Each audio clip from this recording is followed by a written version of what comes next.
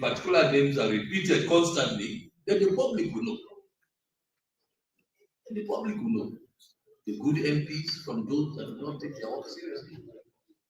But I think we'll have a meeting committee room one on that, just on that, where we all agree. So I start calling names.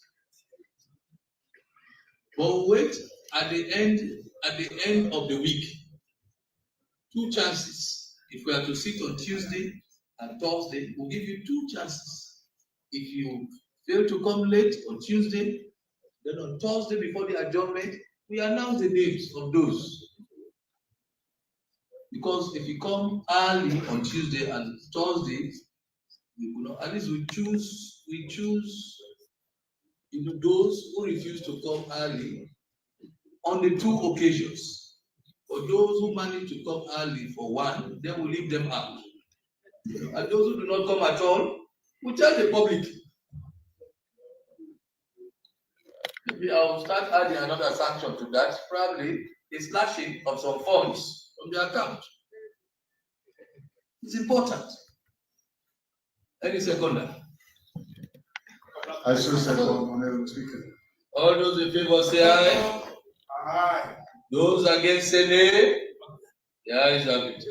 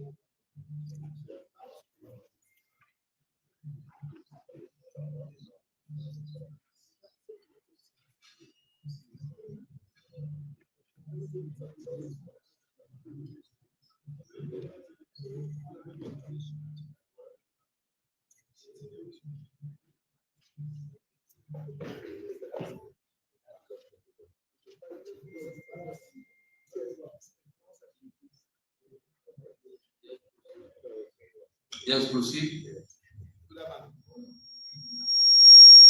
Record of vote and proceedings. Mr. Speaker, so I beg to amend the order, please.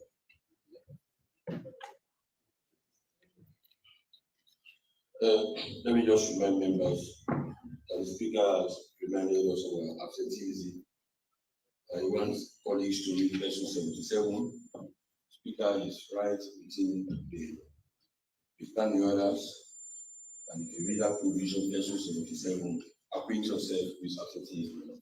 The Speaker is just taking it lightly because he admonished members to come to sitting and adhere to his provisions in the standing order. Lesson 77. Thank you, Mr. Speaker, for bringing us to speed. We don't want MPs to start at the end of the day, Speaker has made this ruling, and he starts asking us for plea or for mercy.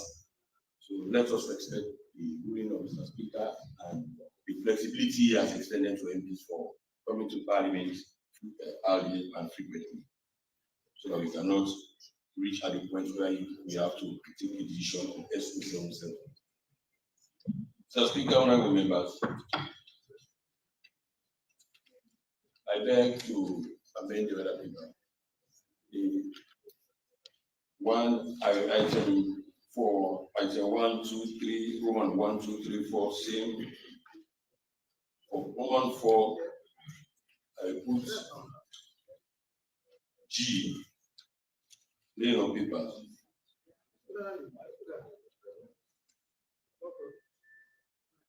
Laying on paper by the Human Rights Committee.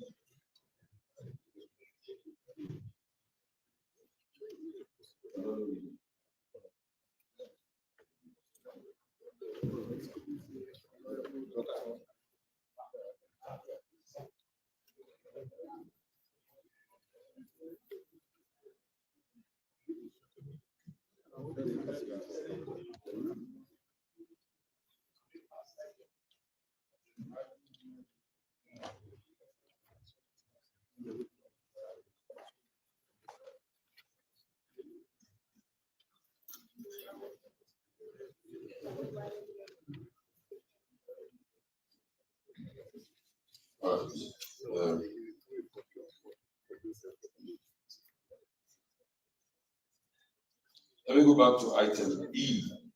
Before I insert item F, Mr. Speaker. Item E, the chairman for Mines and Minerals is not Honorable Musa Fufana. It's not. It's Honorable Emerson Salamina. But he's not around. This has to do with their special report. It has to do with Honorable Famata Bokari, who's the deputy chair of that committee. She's going to lead the report. So I'm going to have amendments. So, Speaker, another amendment, item F, the Parliamentary Committee on Human Rights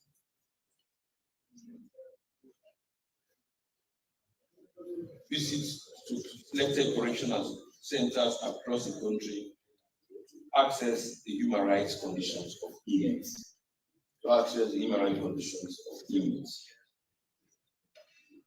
To be led by the chairman of the committee, Honorable Dr. Mfa Sureji Kuruma. So, Speaker,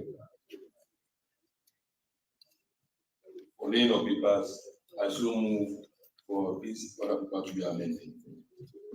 Any seconder? I so second, Honorable Speaker. All those in favor say aye. Aye. All those in favor say aye. Aye. Those against say nay. The ayes have it. The motion to amend the other paper moved by the leader of government business has been carried. Proceed. We have a very long day today. Proceed. Announcement. Record of votes and proceedings. Record of vote and proceedings for Thursday, 4th December 2025. Honorable members, record of votes and proceedings, pages 1 to 4.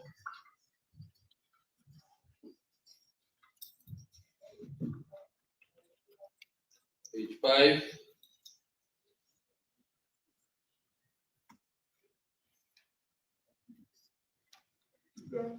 Page 6.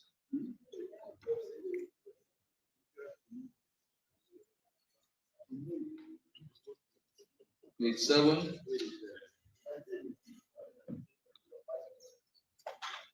Page 8.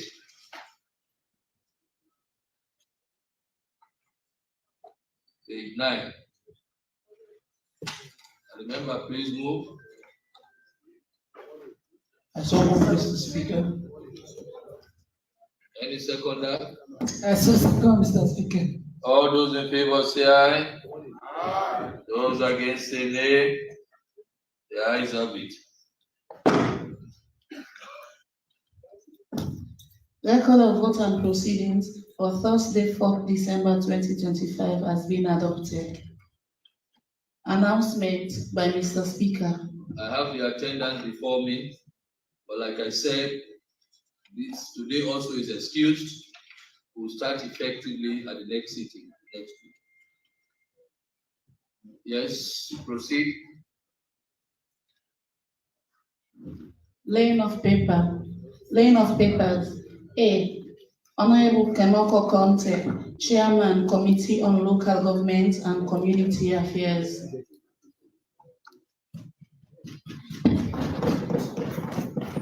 Thank you very much, Mr. Speaker, honorable member. I believe today is a symbolic day to lay on the table this document. It was embedded in the Constitution, and it is our role and responsibility to do an oversight function. So on behalf of the Committee on Local Government and Community Affairs, this report has been done. It was carried out, and this is a report and inquiry into activities of the implementation of own source revenue, both government and donor-funded community projects by various councils, 22 councils. But before I may go further, I want to pay gratitude to the clerk, Madam Marie Bambura, who worked assiduously, commitment for this particular document. Madam Marie, God bless you. Very, very humble, with a modest character. And with the team, the local council team, it was not easy. This document is compounded with challenges, with development projects, and at the same time, with profile recommendations. The local councils, it's in an appalling situation. The fact of the matter is 22 councils, no disbursement of allocation. No money was given to them throughout 2025. So at times when you go there and you want to do an oversight, when funds are not disbursed to councils, what are you going to say? The fact of the matter is, they stand on their own through the revenue generation and capacitate themselves through micromanaging. There are certain councils, it is hard for them to even carry out activities from their own source revenue, especially in the area of bond. Bond is in an appalling situation with enormous challenges. Honorable Speaker, point of order. It's debating. Standing orders 18.7. Read 18.7. Proceed. Thank you, Mr. Speaker. The fact of the matter is, Mr. Speaker, I will read 18.7 for your edification. Proceed. On a serious note, the councils are presently on a difficult situation. There was one rollover from 2024. That was the only money that was allocated to councils. That was a rollover. But no money absolutely was given to the council, the 22 councils. So I begin to imagine if they cannot fund these councils and they want to make an addendum of councils, it will be very difficult. You know, you take care of what you have. So I am about to lay the paper, but I want to make a provision that looking at this document, it will tell you about the situation of councillors. These councillors are the other people that are suffering. It's not just an allocation of 1 million. 1 million. But how do you expect them to do community affairs? How do you expect them to carry out things within the confines of their wards? That's a very serious issue. When the amendment was done of the local council, the provision of the synopsis. When there was an amendment of the act, and it only made provision for the mayor, the chairman, and their deputies, and they are pensionable. So I'm looking at it. If my successor is coming, let him take a close look at the issues of councillors. It's of a great concern. It's a very great concern. And the issue of transfer, there's a political and administrative tension. You know, we as Parliament have a role to play into these activities. Everybody should know your role and responsibility. They are doing daggers at each other. And presently, the stagnation of council is because of the infighting. It's of a great concern. And I believe Parliament does not have the capacity or the audacity to involve into transfers. We don't have it. If you look at the human resource management, it's embedded there. It's the minister and that of the service commission of the local councils. So if anybody is inflicting that honorable should play role to transfer, it's of a big mistake. So I want us to stop here. Therefore, in line with Standing Order 73, I therefore, Mr. Speaker, beg to lay on the table this honorable house with this document. Mr. Speaker, this is personal about you. Let me draw your attention. When Mr. Speaker was here, he was sitting right over there at the back. He's a very, very good soldier. He said he's coming to liberate us, and he's a liberator. And I do believe there was a dream, if you could remember again, because we are of the same fraternity. And that dream was dreamt by a renowned person of blessed memory, who is not a person, Esquire Spancho. May his soul rest in peace. He said that one day generals will take the mantle of leadership, and today Mr. Speaker is over there. Likewise, Mr. Speaker, we came together 2012. We are the class of 2012. I was an extreme man over there. Today I am at the front. So I want us to say what is for you is for you. So let me do this.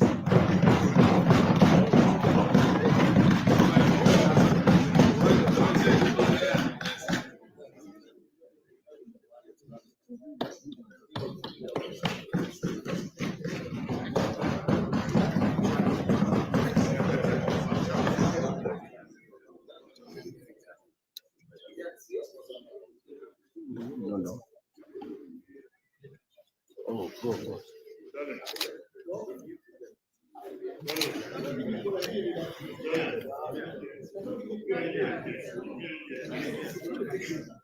Laying of papers. B. Honorable Nenelebi, Chairperson, Committee on Fisheries and Marine Resources.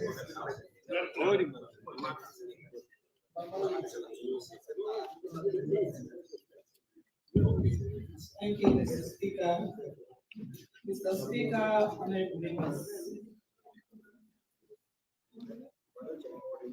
This report is the second report of the second session of the 6th Parliament of the second Republic of Australia. This is the first report of Parliamentary Committee on Fisheries and Marine Resources. Mr. Speaker, I have to make a very short statement.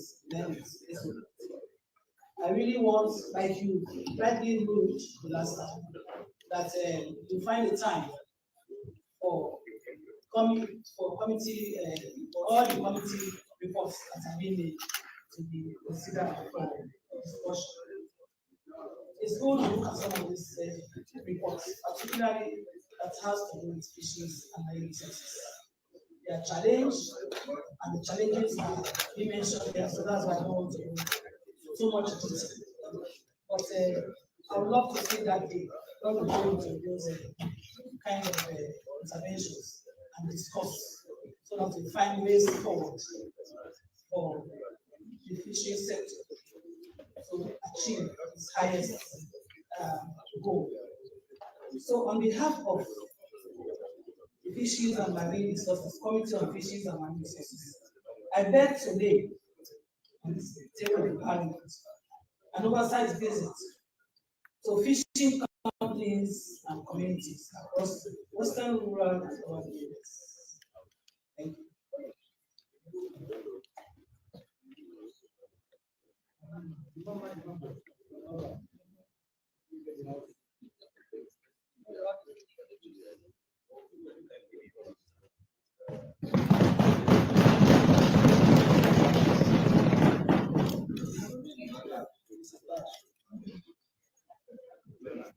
Laying of papers. C. Honorable Boston Mula, Chairman, Committee on Communications and Technology and Innovation.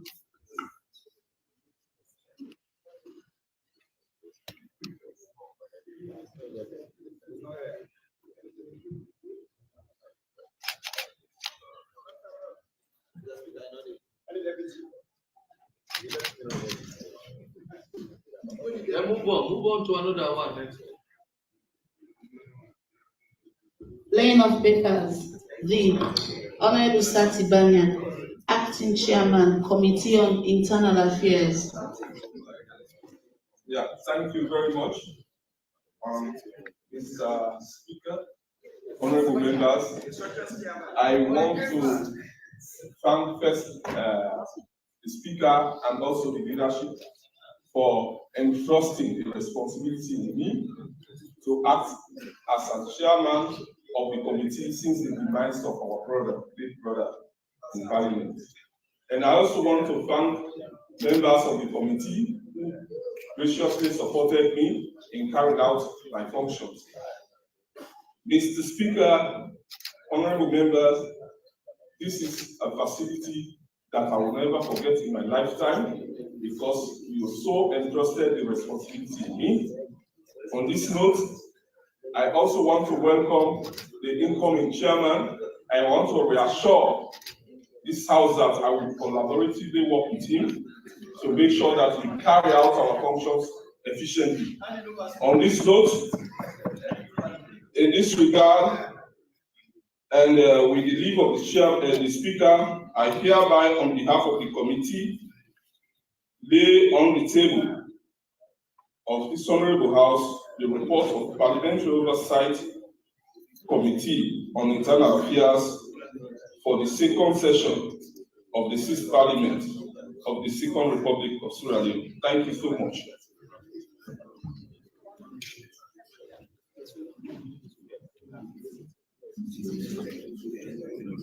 Laying of papers. E.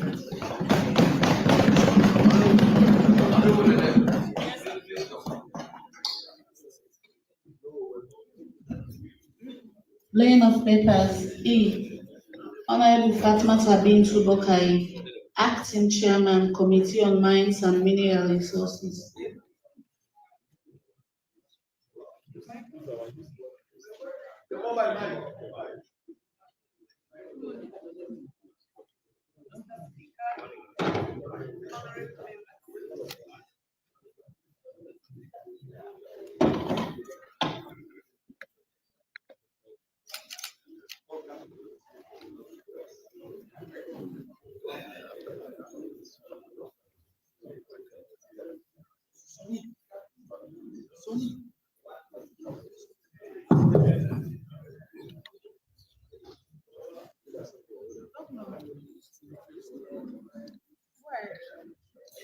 Mr. Speaker, honorable members, good morning.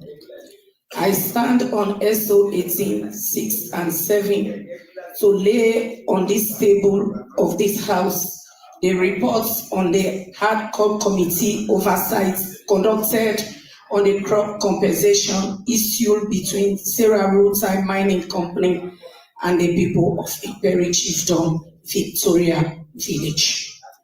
Mr. Speaker, I am pleading with this house to quickly look into these reports as the people of Iperi are hopefully looking forward to their representatives for the justice they deserve. I want to say thank you to this house and the committee for giving me this opportunity. Thank you.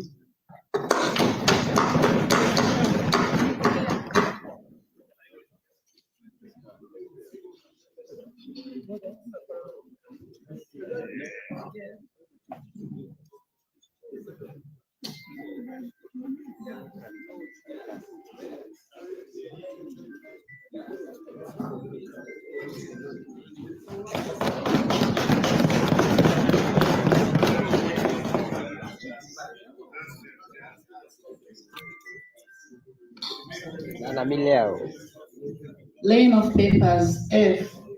Honorable Salih Usman Sise, Chairman, Committee on Agriculture and Food Security. Thank you very much, Mr. Speaker, honorable members, the Committee on Agriculture beg to lay on the table of this house, this noble house, the first oversight report of the 3rd session on an assessment of the contribution of the Rural Chain Value Development Project, popularly known as Komon-Tok, the Agricultural Value Chain Development Project, AVDP, and Sierra Leone Agro-Business and Rice Value Chain Support, SLARIS. The many questions about Komon-Tok asked by so many MPs can be found in this document. I encourage honorable members to take their time and go through this document. Thank you very much.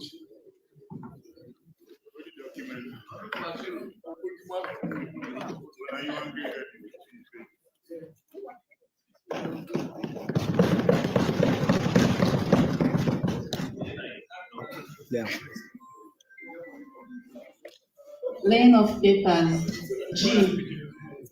Honorable Dr. Umfasoyi Keshekoroma, Chairman Committee on Human Rights. Mr. Speaker, honorable members, the second session of the Sixth Republic of the Second Republic of Sierra Leone, report of the Parliamentary Committee on Human Rights visits to selected correctional centers across the country to assess the human rights condition of inmates. Mr. Speaker, honorable members, the Parliamentary Committee on Human Rights expresses profound gratitude to the Honorable Speaker, the Leader of Government Business, the Leader of the Opposition, and members of Parliament, the Office of the Clerk, for their continued support in facilitating effective oversight across the country's correctional centers. The committee extends appreciation to the leadership and staff of the Sierra Leone Correctional Service for their cooperation, openness, dedication throughout the course of this oversight engagement. Their willingness to provide information and grant unrestricted access to facilities greatly enhance the quality and depth of this report. Mr. Speaker, honorable members,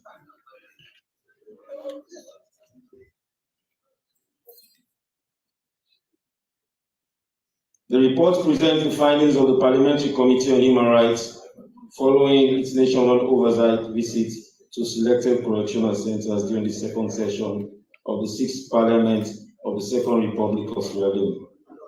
Guided by Section 993, subsection 3 of the 1991 Constitution and Standing Order 70-12, the committee examined the state of inmates' welfare, infrastructure, and overall human rights conditions within the facilities. The centers visited include Moyamba, Freetown, Male Pademba, Mafanta Male, Makeni Male and Female, Otwako Male and Female, and Bo Correctional Centers. Engagements with the SLCS, regional management, PWSL, and facility staff provided additional insights into the operational challenges and successes. Mr. Speaker, honorable members, I hereby beg to lay in this honorable House our second session report for the 6th Parliament of the Second Republic of Sierra Leone.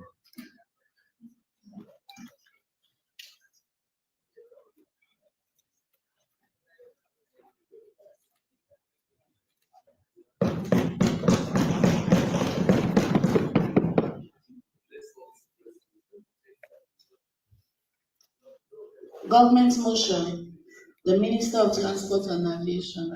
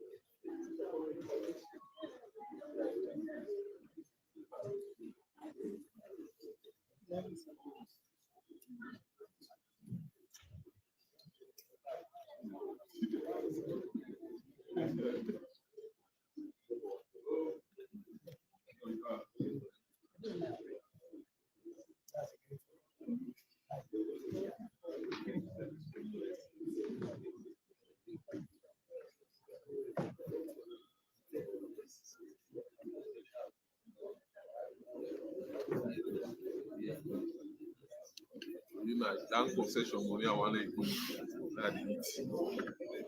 This one who would you say? Another feature way. What Well, why it remember? That one I went. I can't remember.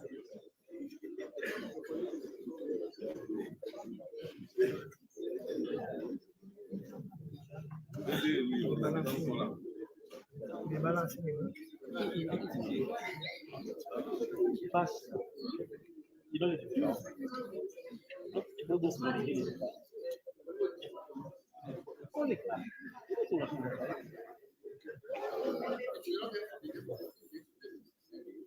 I don't think it's successful. They know it. I don't think it's successful. Because yes, I don't think it's well, no, not so you have to make it successful. But this woman is always the one. I can't do it. You know, get people who are I am paying.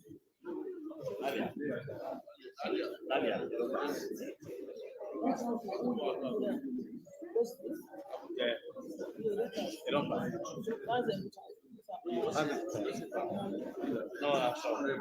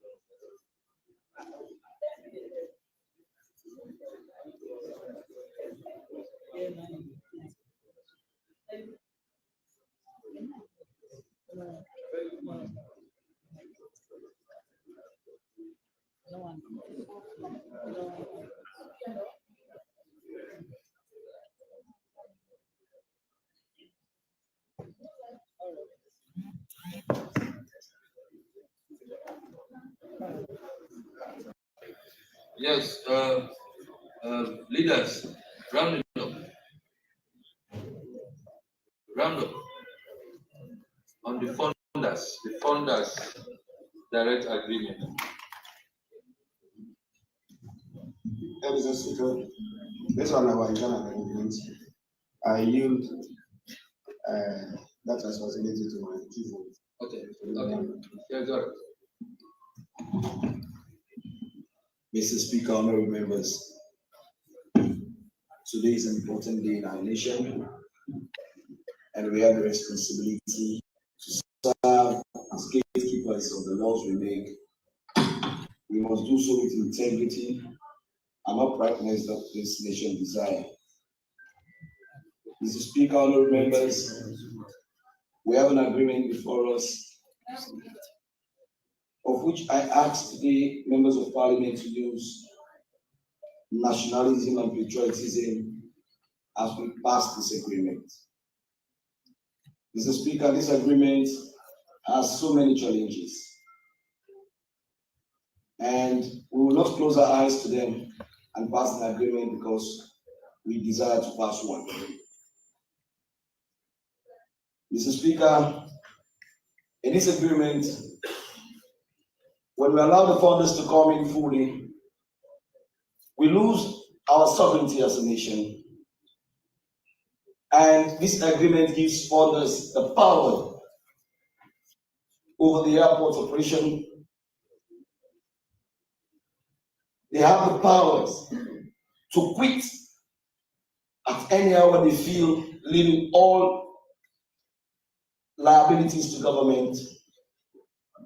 They can change the operators without precursor to government. The funders are not obligated in the process of withdrawing from these agreements to even bring government to speed. Mr. Speaker, such an agreement should not be before us because it does not speak to the interests of our citizens. At a time like this, when we are adding taxes on our people for the running of the state, we must not allow such an agreement that make our nation to pass through this well of parliament at ease, as if we as members of parliament do not understand our responsibility and our roles of defending this nation's integrity. This agreement also greatly restricts government oversight on the operation of our airport. At a time like this, when national security, drug issues are of primary concern to the state, we must not at any point tolerate such an agreement. This agreement is not only a novelty in this part of the world, but I am sure even the minister who is tabling this agreement knows it has numerous challenges. And because it is so, I want to beg colleague members of parliament. We've not done this for the longest of time, but today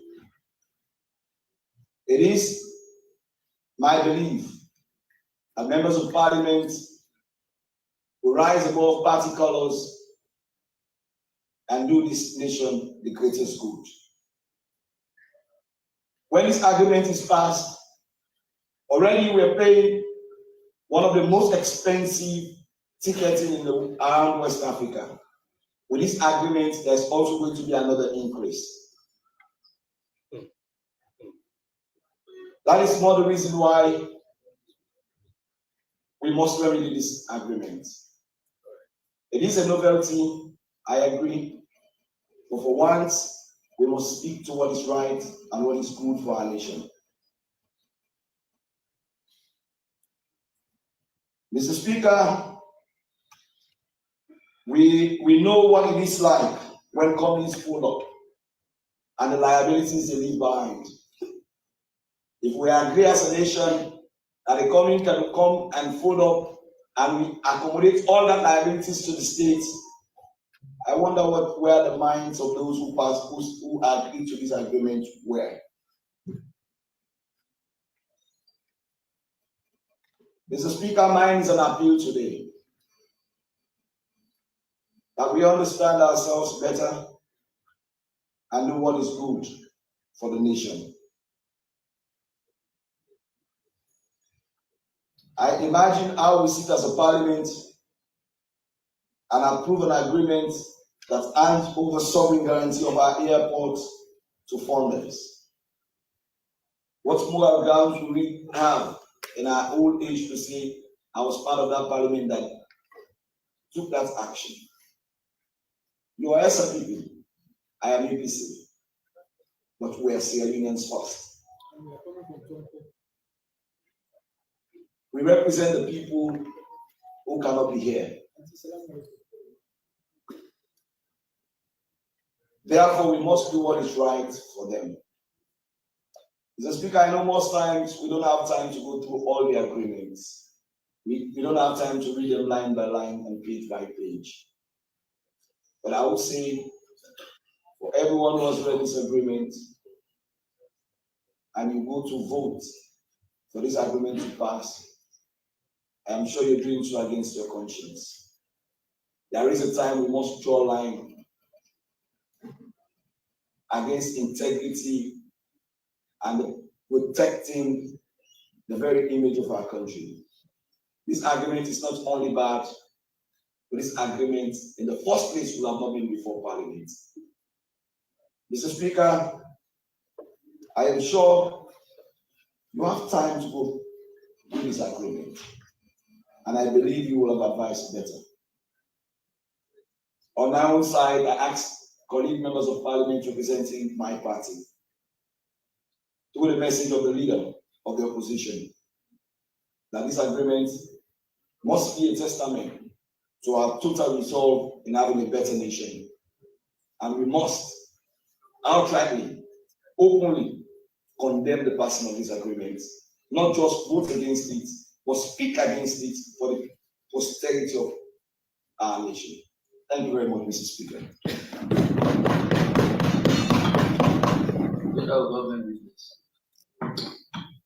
Thank you very much, Mr. Speaker, honorable colleagues.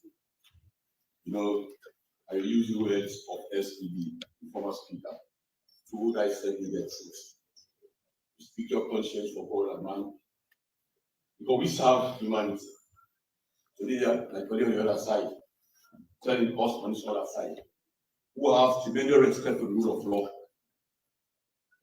that we have brought an agreement that is completely against the interest of it. You know, we have never bastardized this constitution. It is in their regime that you ignore parliament, you remove the vice president of this nation. Hold out one constant. Hold it constant. We respect the rule of law. Mr. Speaker, you have not read the agreement. He did not make any reference to any clause in the agreement. Leader, he was talking, I did not say a word, but for my people here. You have said you are going against. Patiently, let me just give my presentation. That's what you expect a leader in the house.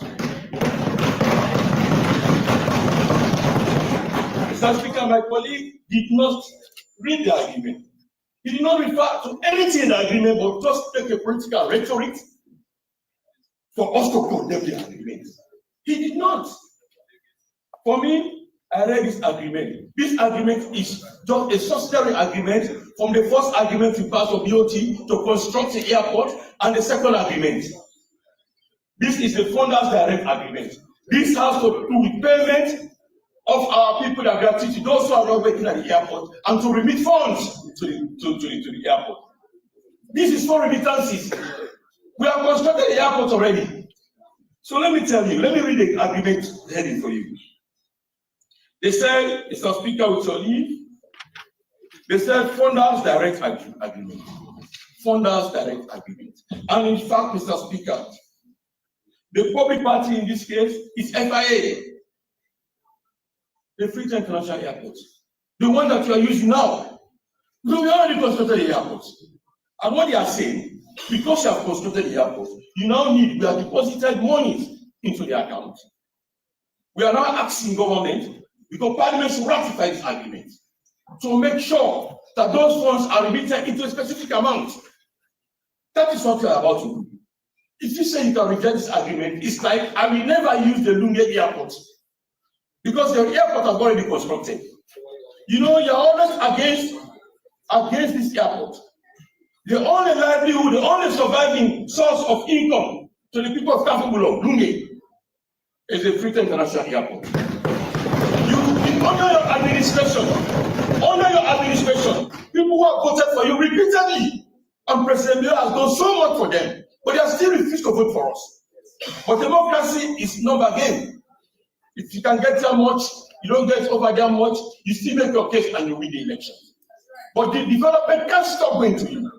You decided to deprive them of their only source of livelihood and take the airport to Mama. And take the airport to Mama.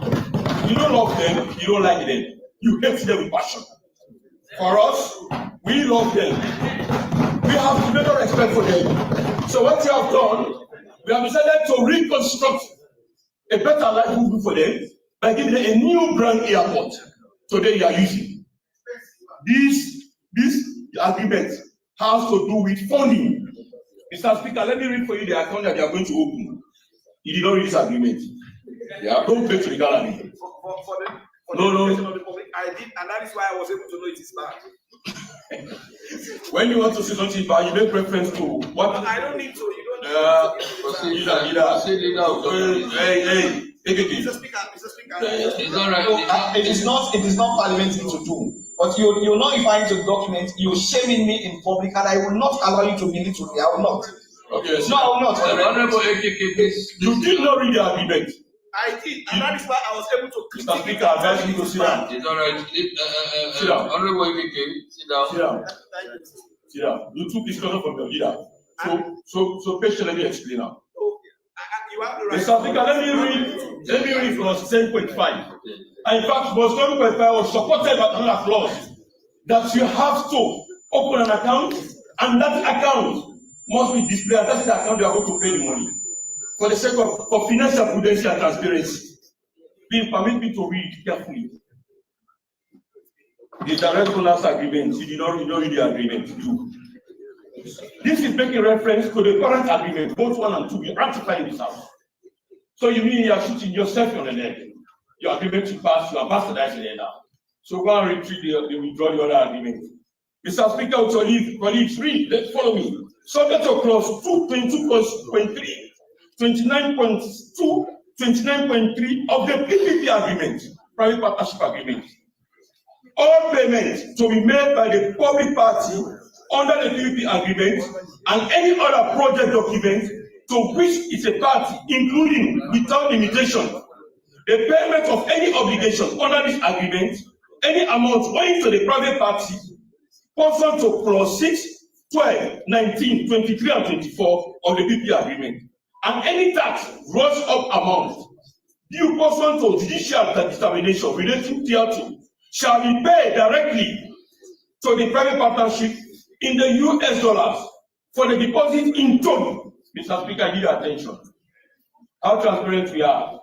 For the deposit, that money I'm going to pay to the private partnership, to the private party, into deposit into the FIA Limited offshore revenue account. Account number 14008800 held at the principal office of the funder's representative at 388 Greenwich Street, New York, 10013, or each other person's or account. I stop there. This is the account that is going to pay, that is going to be open, and we pay money into this account. They have already established the account, they have created, and this is what we are going to do. Mr. Speaker, as I said, we are talking about funds. So if you collect first the BOT, build, operate, and transfer, they have already built the airport, and we are already to transfer the funds. Mr. Speaker, my colleague said it's bad. Yeah? You know, we are reviewing the aeronautical fees. The aeronautical fee, that's the charges like the airport. Those fees have been reviewed. This is the list given to us.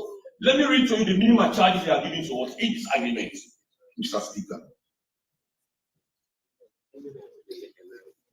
You know, sometimes when we want to go against certain things, we need to speak the truth to our people so that they can understand what we are doing.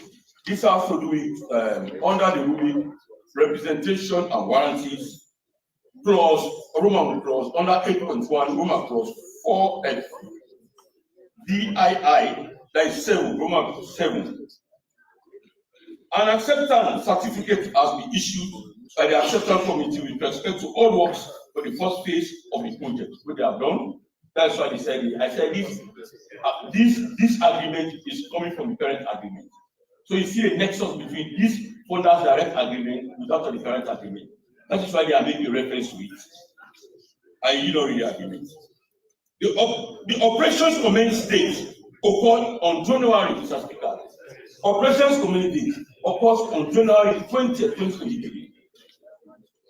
Each of the conditions presented to the concession commencement dates have been satisfied. The commencement date for the operation have been satisfied. Mr. Speaker, the third line on this, since the operations commence date, or in the case of minimum neonautical fees under clause 12A of the PPP agreement, March 1, 2024, all revenues and fees generated by or in a connection with the operations of Freetown International Airport, including but not limited to aeronautical fees, non-aeronautical fees, and any other revenue and fees set forth in clause. Leader of government business. Yes. I think you have actually made your point. You know, today we are doing the debate. All right, I will summarize. But because we have a long day. Because you did not read, so I wanted more people to understand what you are here for. But let me present to you. This is a charge. This is a list. It's part of this agreement. Minimum charge. You will notice that fees. This is the fee related to us. Mr. Speaker, they said there is no termination clause. There is a termination clause. You cannot terminate this any part of this agreement, both the parent agreement and the subsidiary agreement, without informing the parties. So let me just take this around up. There is also confidentiality in this agreement. So you are talking about there is also the fight against money laundering and anti-corruption in this agreement. If you want, I can read it. Mr. Speaker, honorable colleagues. Clause 3, prohibition of termination without notice. Prohibition of termination without notice, that is the caption. There is no way you are going to terminate any part of any clause of this agreement without notice of the other party. So it's also clear. Transfer of money is also very clear because we are talking about direct owners agreement. We said if you want to transfer money, that is clause 10.10. You have to compare, you have to take note of the laws of Sierra Leone. Anti-money laundering laws, you have to talk about terrorism laws, you have to talk about any forms of illegal transfer of money is stated in this agreement, clause 10.10. How can you say this agreement should be true over laws? How can you say that? When you have not read the agreement. How can it be so pathetic to us? With all the things that are in this agreement, the good things, supporting the parent agreement, tailoring what we have done for the parent agreement. There is no perfect agreement. How can we be objective to ourselves? Mr. Speaker. No, Mr. Speaker. Waiver, Mr. Speaker. Hold on. Mr. Speaker, let me say, if you want me to see it, you have to go to the appropriate point of order before I sit. Otherwise, thank you. I will sit. Yes. Mr. Speaker. Yes, sir. We are here discharging our responsibilities as representatives of the people. And the reason why agreements come before Parliament, the reasons why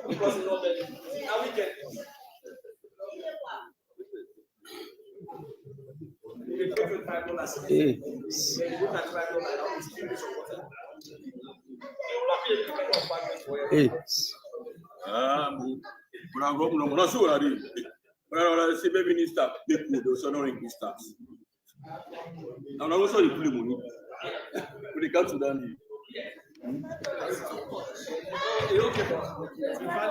you know me that. Yes, it's to elect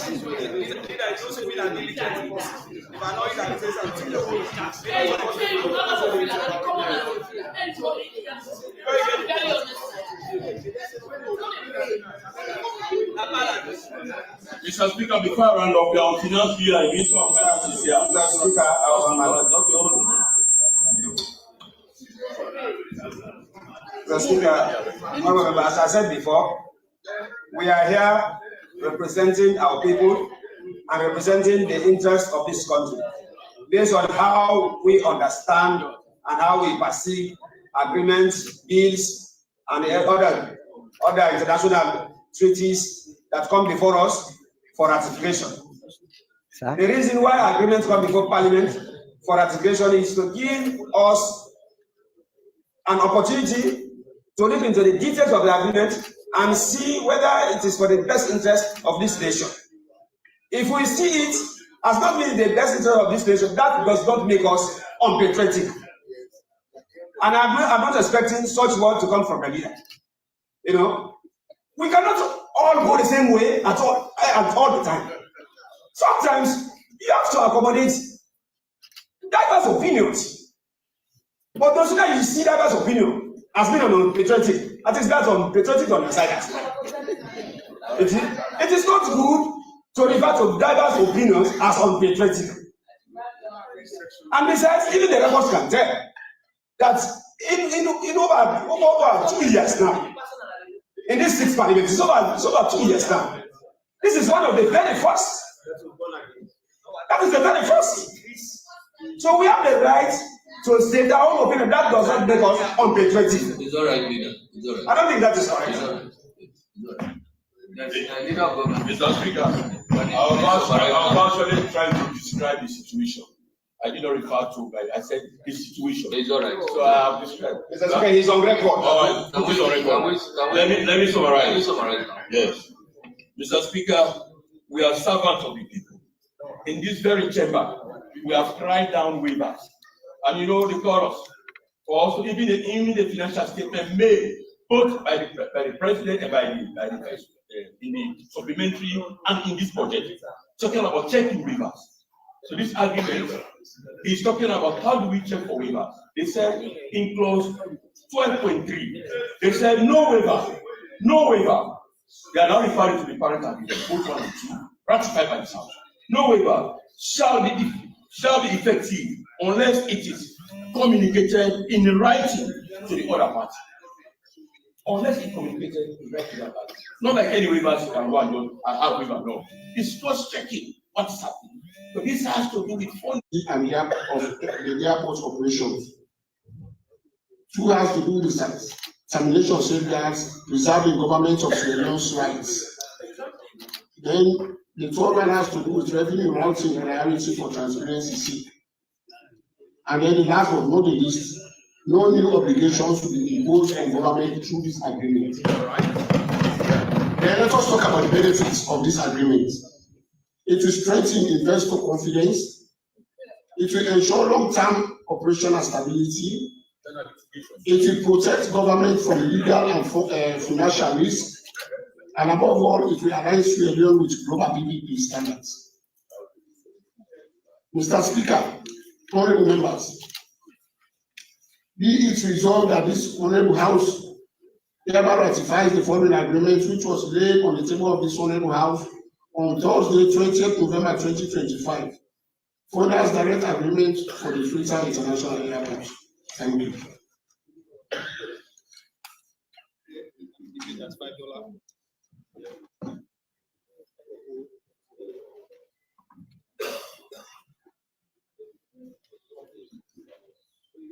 Honorable members, the question is that this Honorable House ratifies the following agreement which was laid on the table of the House on Thursday, 20th November 2025. Founders Direct Agreement for the Freetown International Airport. All those in favor say aye. Aye. Those against say nay. Nay. The ayes have it.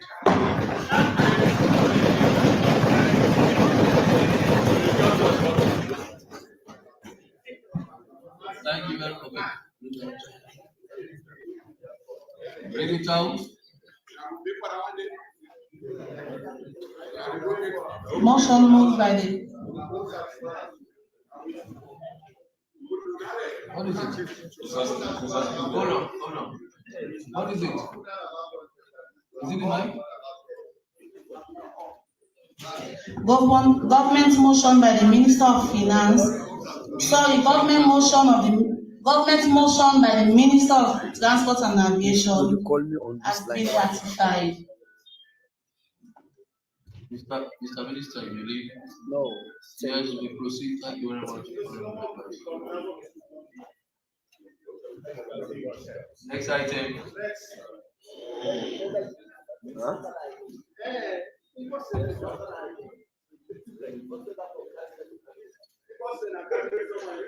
Bill, the Appropriation Act 2020. Mr. Minister.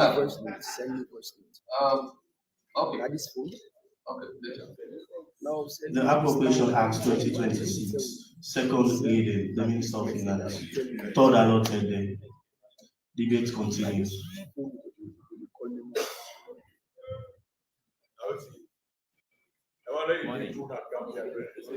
Honorable members, debate continues. I have not received a list for the opposition.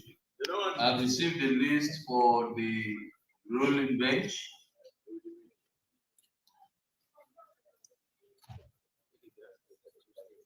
I'm accepting 3 from either side. I said 2 from either side yesterday, but the leaders approached me and pleaded for 3. So I will accept 3 from either side, and 1 paramount chief, and we round up. Same 15 minutes. And we round up.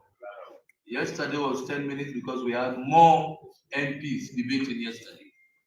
Today we have fewer MPs debating, so we go back to our 15 minutes. 15 minutes. Madam Timekeeper, Mr. Clark, have you got the timekeeper in place? Strictly 15 minutes. Strictly. Of course, the leaders, well, for the leaders is open-ended, but I urge you to be reasonable with time. Don't go beyond 1 hour. Be reasonable. Don't talk and talk and talk and forget that we should leave here. We should leave this place. Yes, and don't forget that the last day of the debate, according to the standing order, should not go beyond 2:30. The last day of the debate, the wonderful speaker. Yes. The only excellent speaker. C63. Yes, sir. And I will not put any question for extension. I will not put any question for extension. I don't want you to appear as if you are a lawyer and now you are a judge to take that and look at 94. Quietly, something is there. No, I know 94. Look at that position. I know 94, but what I'm saying, it is only when I put the question. Yes, that's what we are making. That is only when 94 comes into play. Yeah. But if I refuse to put the question, you know, most people say, hey, you know, speaker, you never precise SO2. But the power the speaker has is that he has to put the question. So even if you talk A to Z, if I do not put the question, that's the end. Yes. Maybe the only difference today is that, unlike other proceedings, today other items came in and the paper was amended, and maybe this further agreement came in. Both leaders approached me. So both leaders approached me.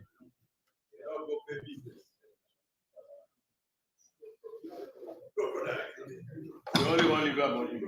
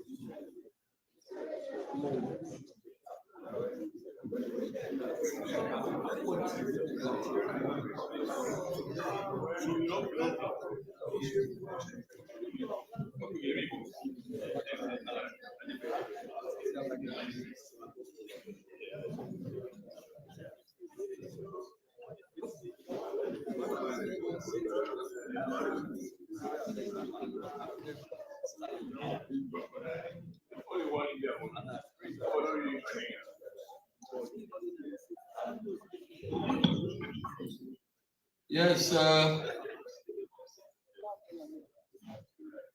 Honorable Zainab Tahan.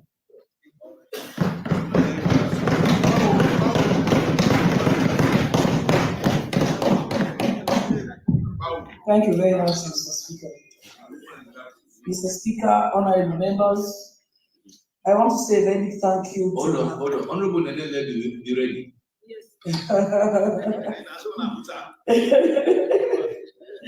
Nene, I want to say a very big thank you to my dear minister for bringing together the 2026 budget of Sierra Leone. Mr. Speaker, I remember indeed it's a proper budget for Sierra Leoneans. But Mr. Speaker, before delving into the budget proper, let me make clarity into some of the issues raised by my dear brother and son from Kono on the issue of the CLSG. Mr. Speaker, the CLSG has been a long-standing agreement started by the ex-vice president and his vice Kroma. And in this well, in 2018, the first session, we amended and extended the contract here in this well. So it is not new at all. Let's make it very clear. And Mr. Speaker, the issue of PIH was in Komon-Tok district, and PIH was taken to Kono by the former First Lady, Madam Sianyama Kuruba, for the Kono people. Let it be clear again for the people of Sierra Leone. Thank you very much for that. Yes, it's a post-Ebola recovery project, Mr. Speaker. So can we say thank you to the starter and thank you again to the finisher for the benefits of Sierra Leone? Mr. Leader, it's a leader's debate today, so it's a tips for tat. Thank you very much, Mr. Speaker. Mr. Speaker, honorable member, the introduction of the minister's presentation to this House. Mr. Speaker, introduction, page 1. I want to zoom into the last paragraph. In particular, the Feed Salon program has led to increased domestic food production contribution to improvements into the food security situation in the country. Thank you so very much, my dear Fantamadi Bangura. But Mr. Speaker, honorable members, how can we feed Salon without good roads in our country? Mr. Speaker, the farmers are suffering. Us farmers are suffering. I'm a master farmer in Safroko Limbachigo. I'm a master farmer, my very self. We are suffering because of the inroads. How can we feed Salon without good roads, Mr. Speaker? It is a reality. Mr. Speaker, how can we feed Salon without combined harvesters, Mr. Speaker? Harvest is ongoing as I speak now. There is no combined harvester. As I speak, Pastor Mamu is rescuing most of the farmers along the Bobali axis. How can we feed Salon without combined harvester? Mr. Speaker, the project is very good. We are Sierra Leoneans for Sierra Leone's sake. Let us speak for the benefits of our people. Mr. Speaker, how can we feed Salon when the parboiled rice that we produce is 7 million per cup? Because of why? The pricing formula. Mr. Speaker, what the government did was to look into the issue of the import rice. The import rice, as we speak, is 600 and something million now. So if you go to the market, the import rice is 4 millions or 3 millions 50 cents. Mr. Speaker, whilst the Sierra Leone produced rice is 7 millions per cup. As we speak, how can we feed Sierra Leone with 7 millions per cup for our own product rice? Because I am calling on the minister again. Minister, 2 things here involved. Can we go back to square zero and do more for the farmers? Can we give more incentive to the farmers? Can we give more incentive to them so that at the end of the day, if they produce their rice, the pricing of the rice will be a thing of the past. If we don't do that, we have nothing to feed Salon. And we cannot feed Salon when the people who are doing the work, the people who are doing the work are not benefiting from what the project is talking about. So, if we want to feed Salon, let's look into the issue of the combined harvesters. Mr. Speaker, let's look into the issues of the road networking. And Mr. Speaker, let's look into the issue of the contractors. Mr. Minister, the contractors are not doing us good in this country. The contractors that are giving rice, that is seedlings, the contractors that are giving fertilizers, are not doing this country good. I have to buy a bag of fertilizer in Bombali Makeni town for 1,500 yards.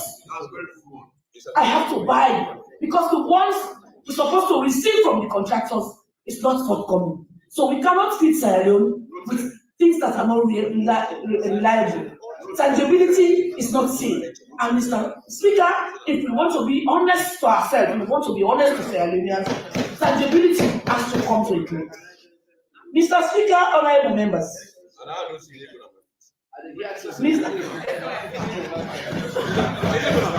Mr. Speaker, honorable members. I want to zoom in to page 7 and 9.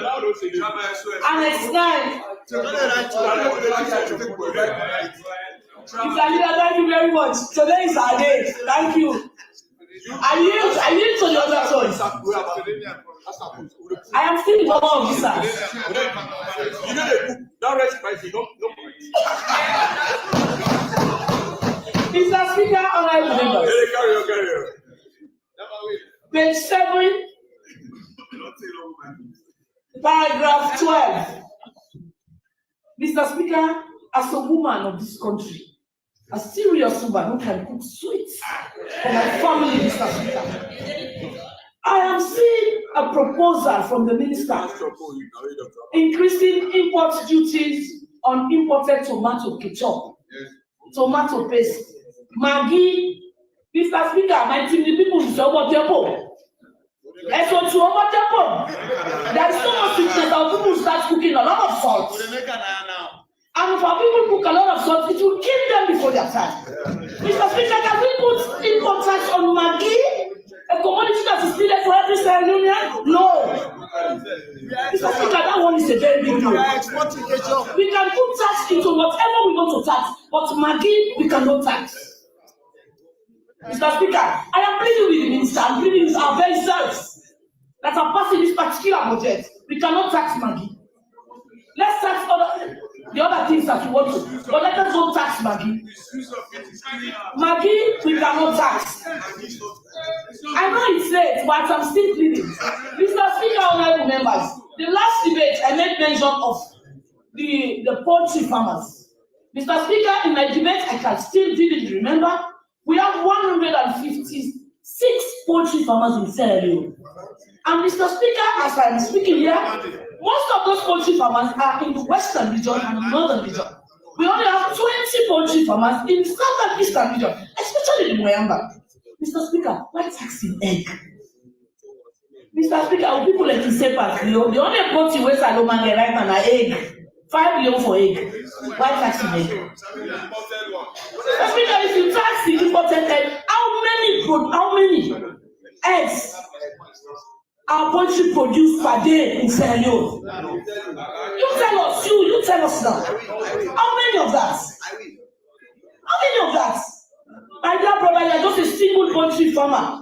Don't challenge the field of the country when it comes to the issue of eggs. No. This is reality.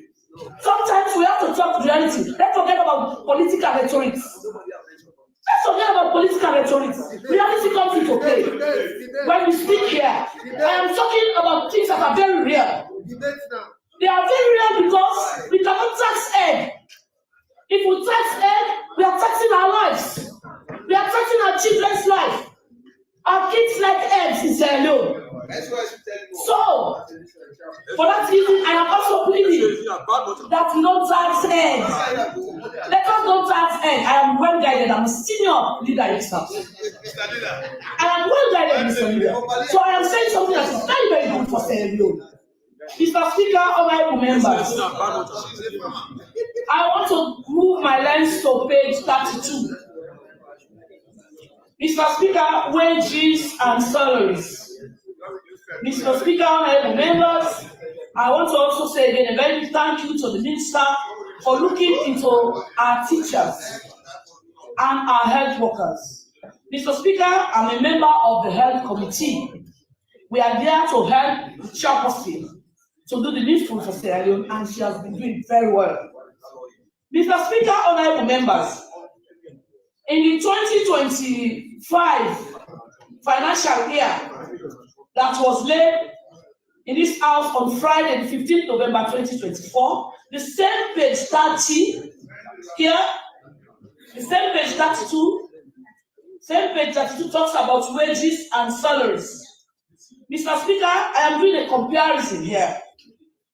Mr. Speaker, the minister says in the format they will recruit 3,000 health workers effective July 2025. And Mr. Speaker, here again, in the same page 32, they are also telling us they will recruit health workers 3,000.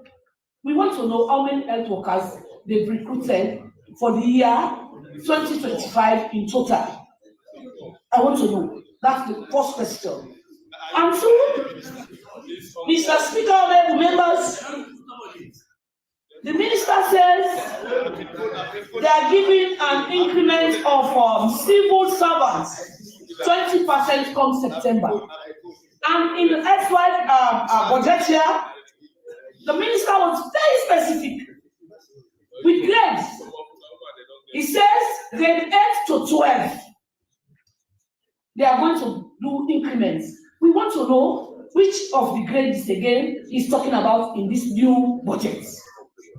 Because Mr. Speaker, we cannot increase the wages of the ones that have big bump money, leaving the cleaners with 800,000 leons minimum wage. Even if you increase 20%, it means nothing to them.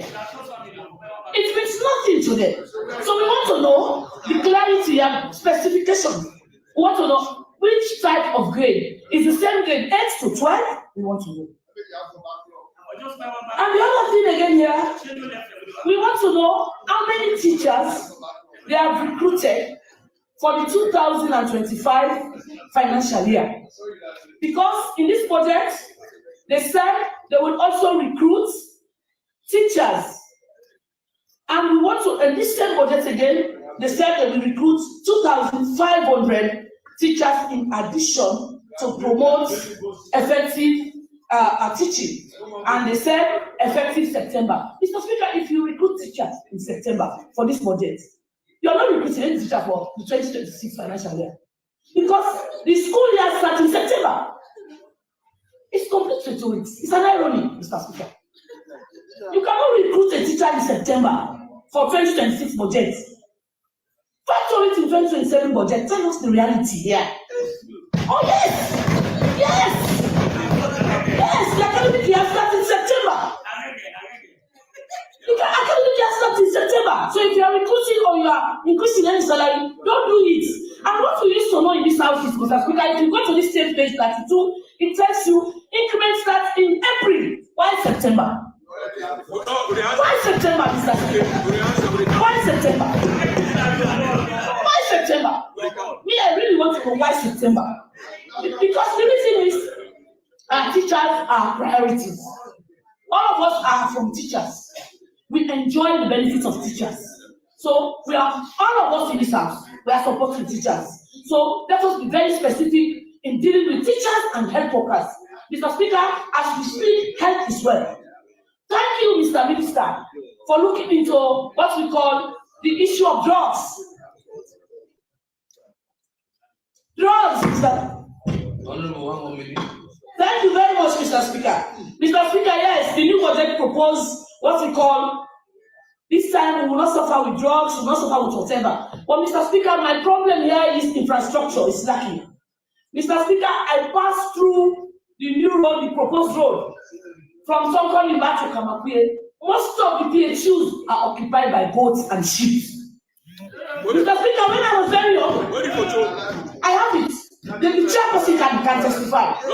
I have the photo, don't worry, my dear. Mr. Speaker, when I was young, my father was a civil servant. What they did was, they had what we call remote allowance given to civil servants.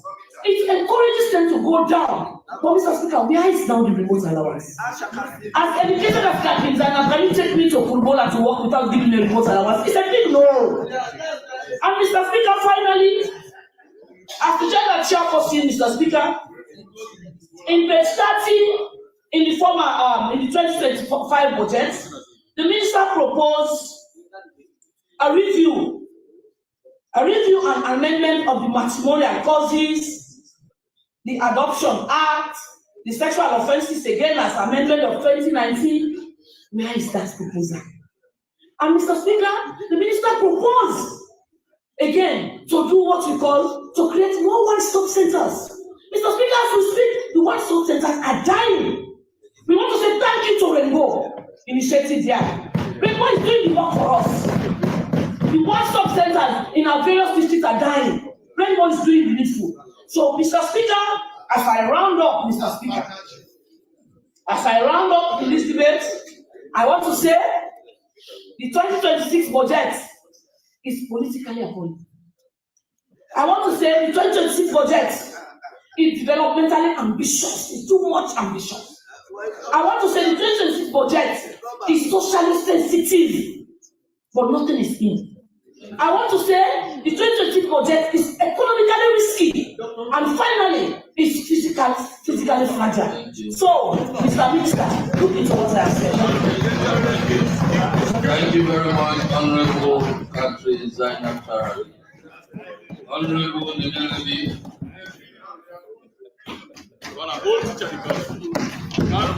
Thank you very much.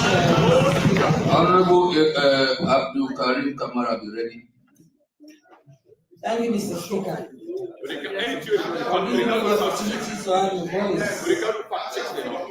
Mr. Speaker, I want to quickly respond to few colleagues on the other side, because I've listened for the past few days, and more especially the nice man asked a series of questions when he was given the opportunity.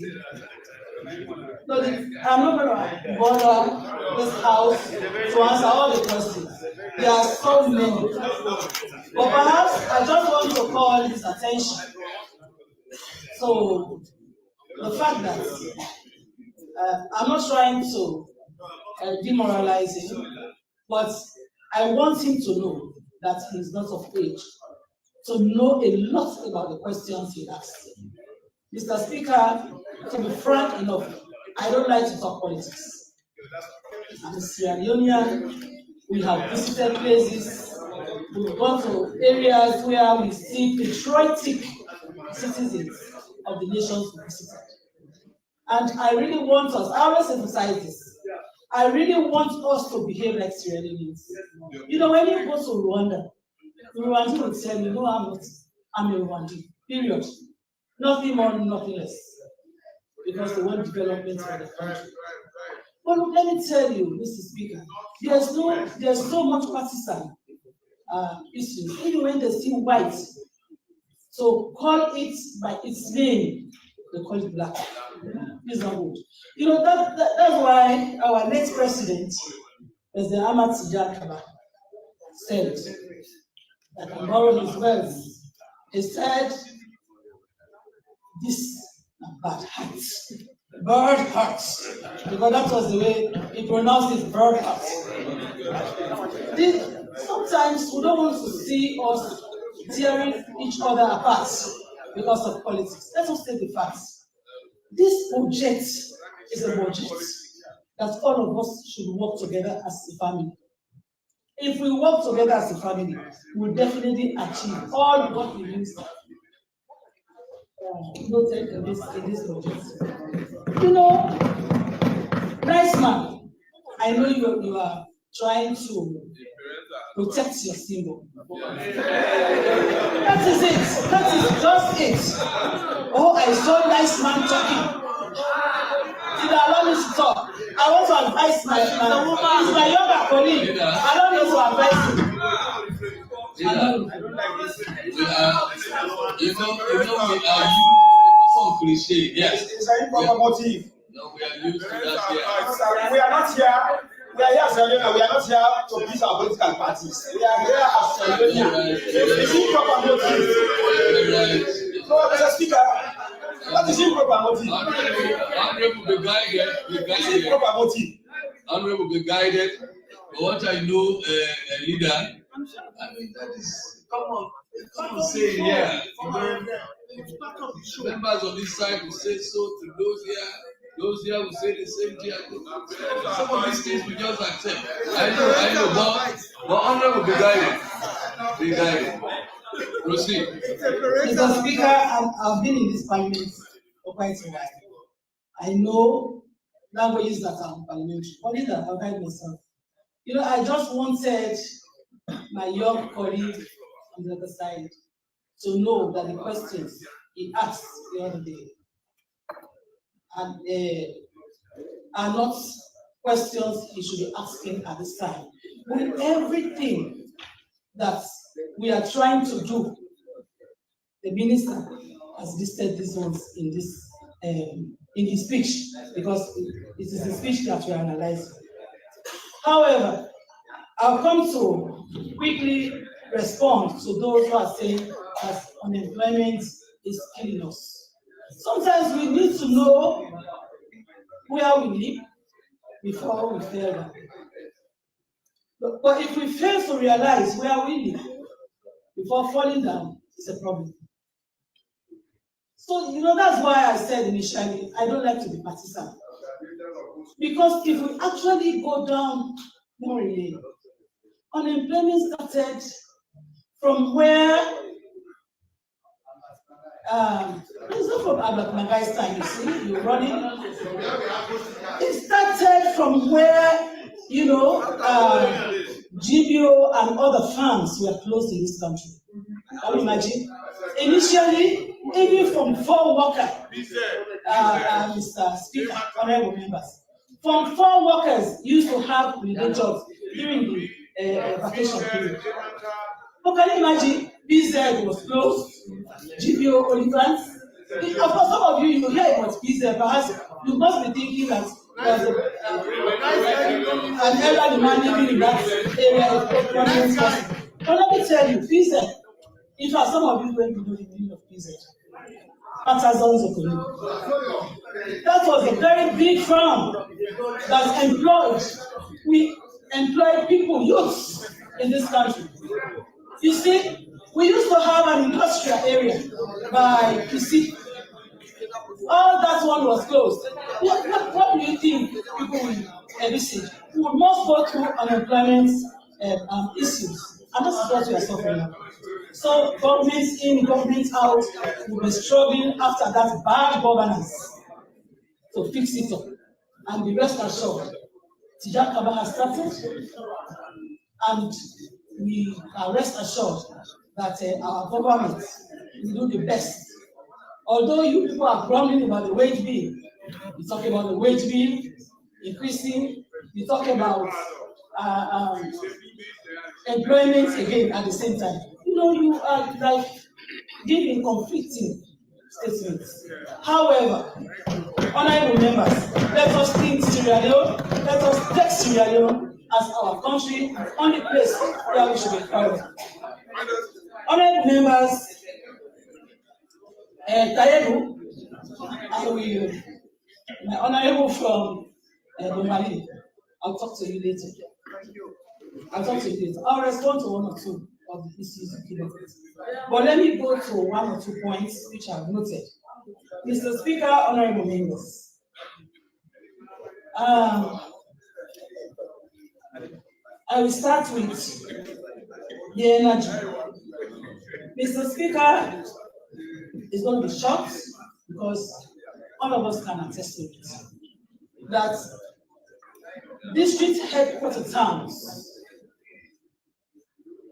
over the years, or before this time, never enjoyed what we call energy, lights, not being the SO2. But now, everyone can attest to it. My 91 is enjoying lights. Even the Moyama man over there can attest to it. The Moyama honorable member can attest to it that you now have lights. Can you imagine? If we are giving you all these privileges, why do you go on crying? And the minister has outlined that there are plans all what we succeeded, they outlined that one in the document, and all what is yet to be achieved. They have said it. You know, one thing, Honorable Mr. Speaker, Honorable members, development is a process. It's not an event, Mr. Speaker, Honorable members. It's a process.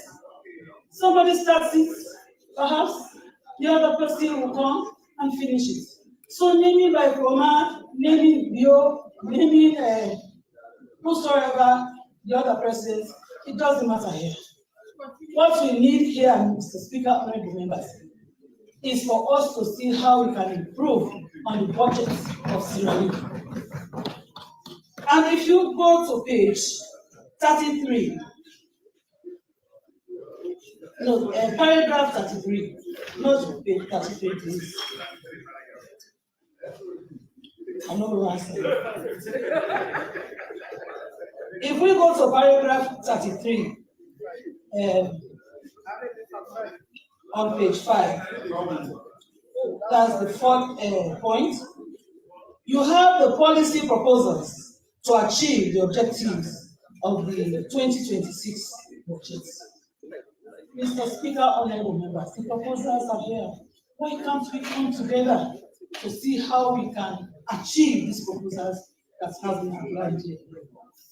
We need to come together because we all know that NRA is constrained. And whatever NRA is going through, we need to come together as a nation to see how we can come in to help. I can give a simple example.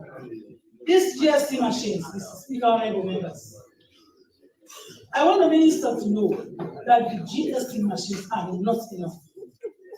So for goodness sake, if I'm doing business and you are doing business, then I have you, the NRA brings the GST machine to me, and you don't have.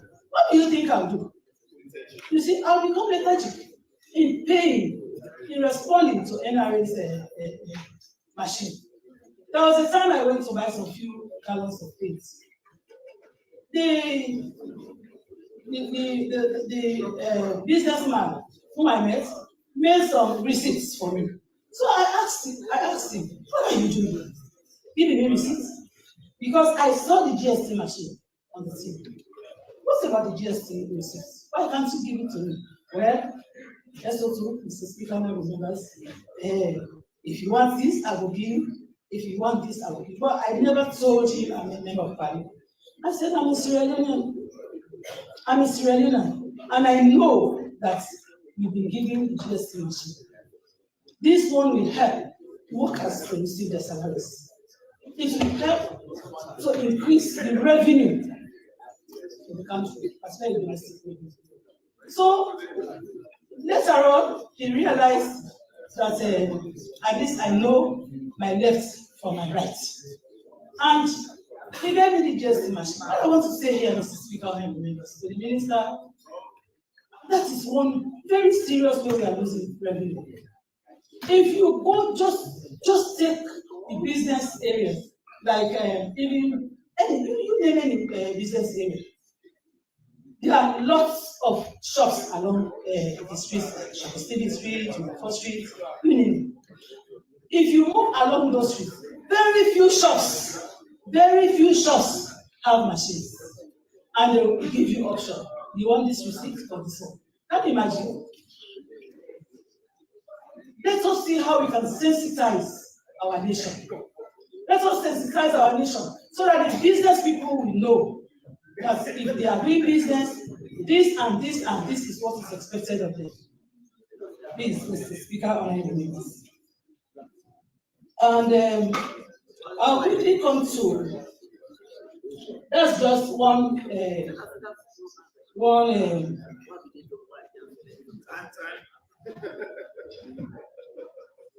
don't worry. That's why there's no way you are going to.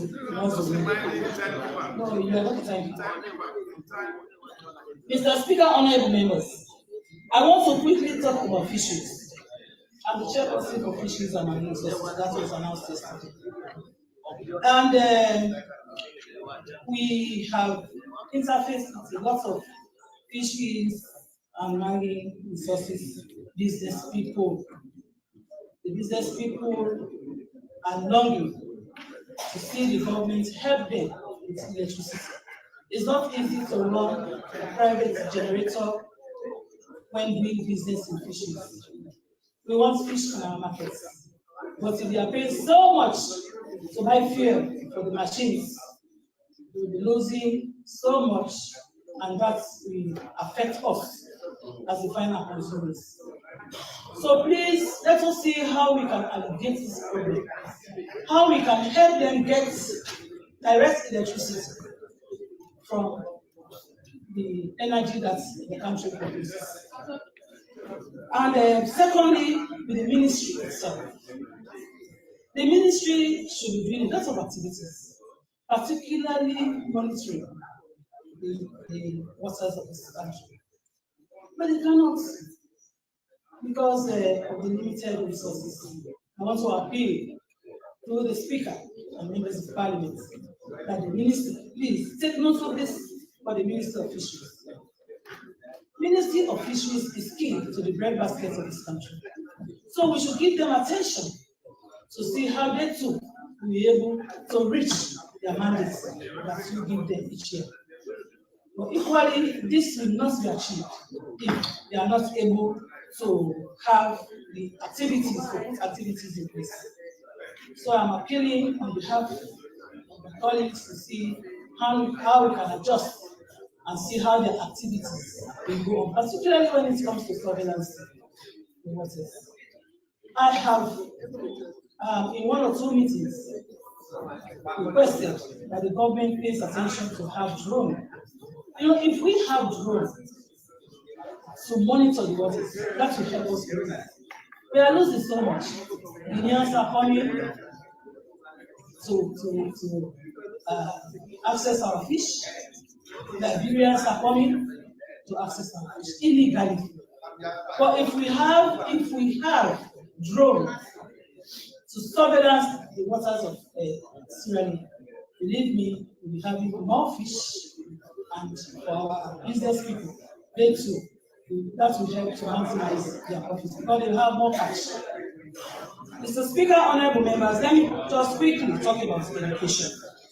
Mr. Speaker, honorable members, I've had colleagues on the other side asking, what is this free quality? What is this free quality? When initially, even class 1 children were asked out of school for fees.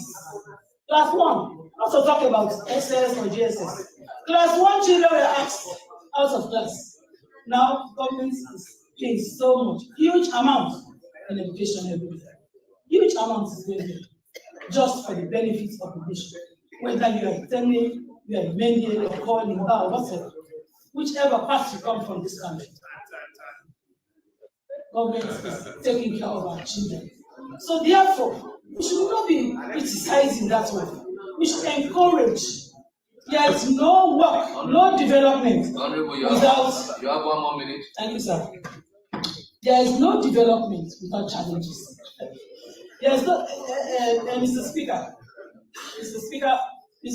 I really need your protection. But each time SOS is there disturbing me. You see? SOS is there disturbing me. You see? Honorable SOS. No, after this, I'll make sure I'll engage. So, Mr. Speaker, like I was saying, Mr. Speaker, honorable members, like I was saying, the educational aspects all may not be too good, but at the same time, we need to appreciate His Excellency the President for introducing that kind of huge project. It's a huge project which very few countries can afford to put money in, because they will think that that should be taking a huge amount of our budget. But Mr. Speaker, honorable members, now that His Excellency is doing that, all will not be done at the same time. But our government is a listed government, and I'm sure you have provided a lot of ways of achieving the programs that have been put forward to us. and that should be taken care of and noted. Mr. Speaker, honorable members,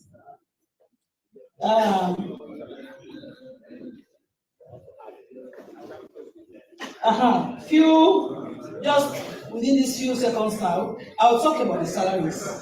Mr. Speaker, honorable members, can you imagine there was somebody saying His Excellency's budget is so high, Chief Minister's budget is so high.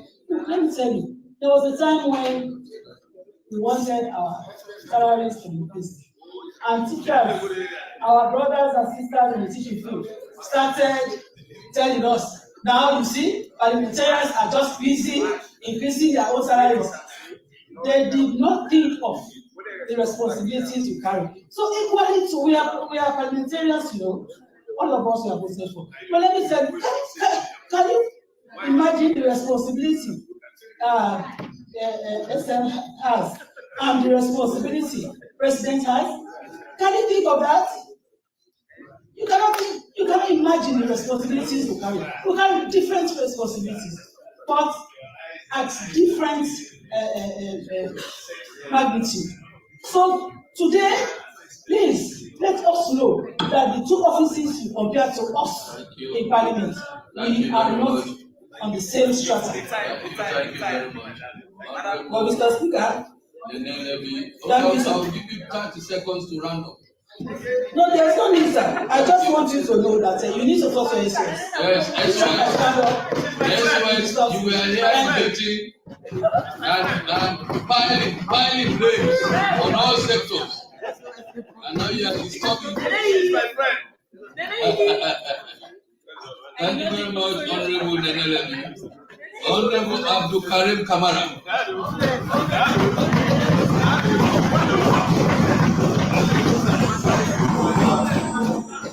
Mr. Speaker, it's almost 12.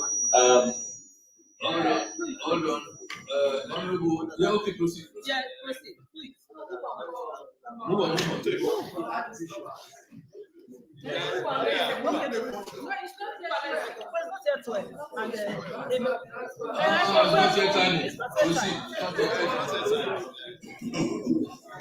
Mr. Speaker, honorable members, 15 minutes.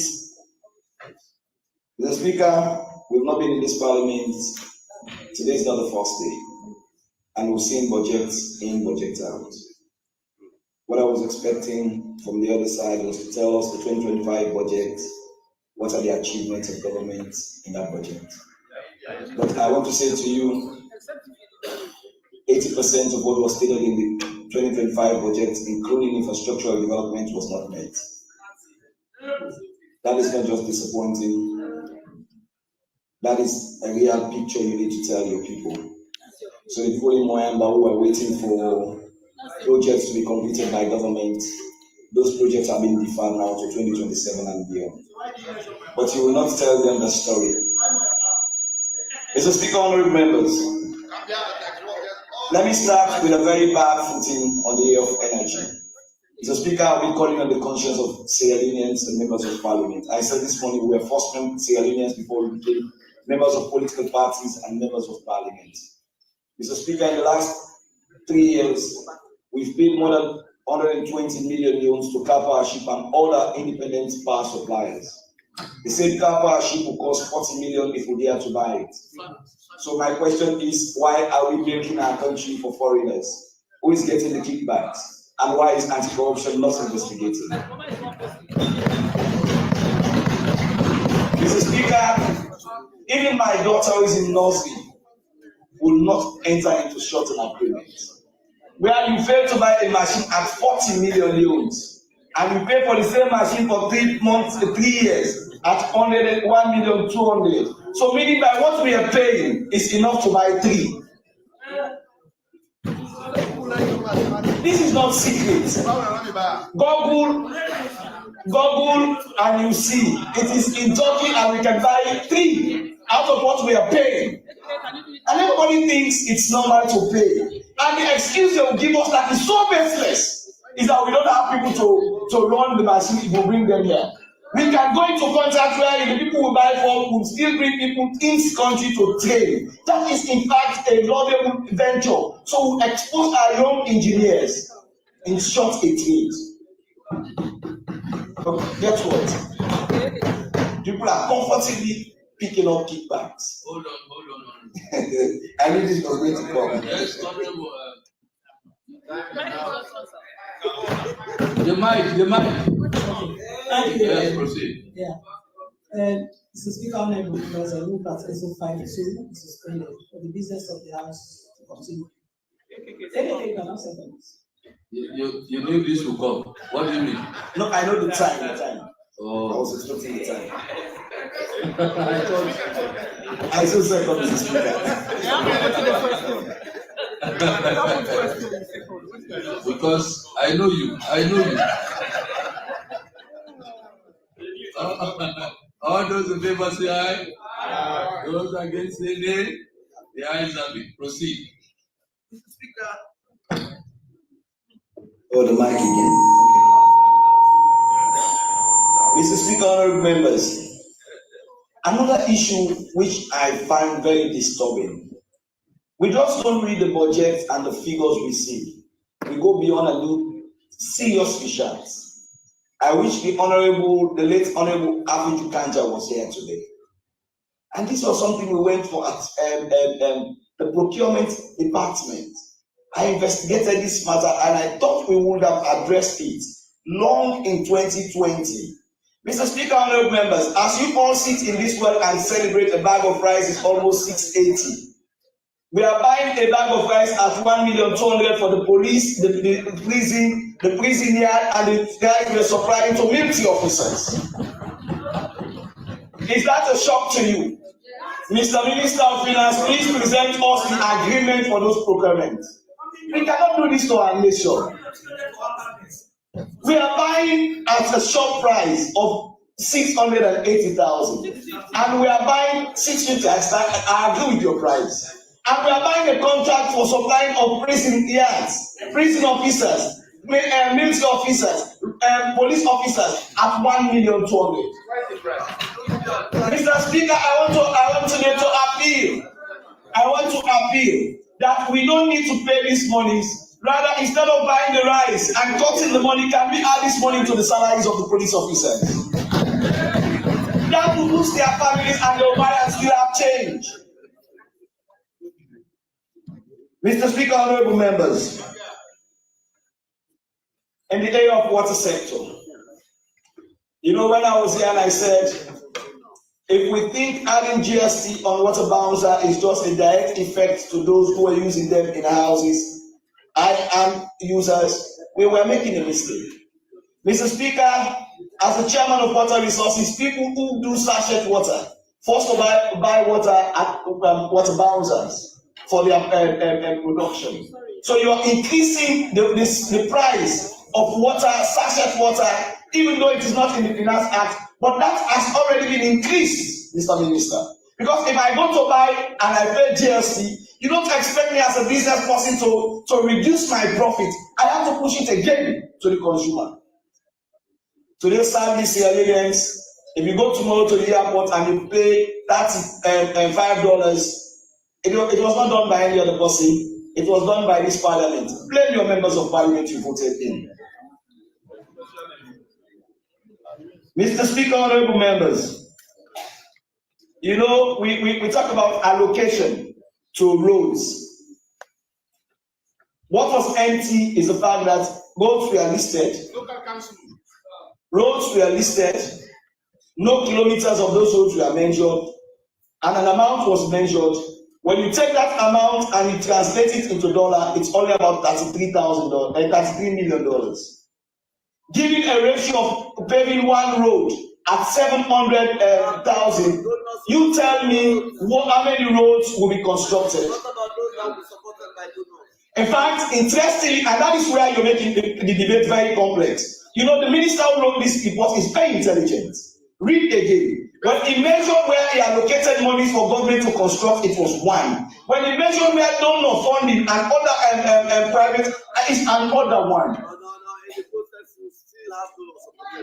You know, he has not read the document. You know, so there's somebody was accusing me of not reading. Not knowing the person was closer to him was not never reading. Mr. Speaker, honorable members,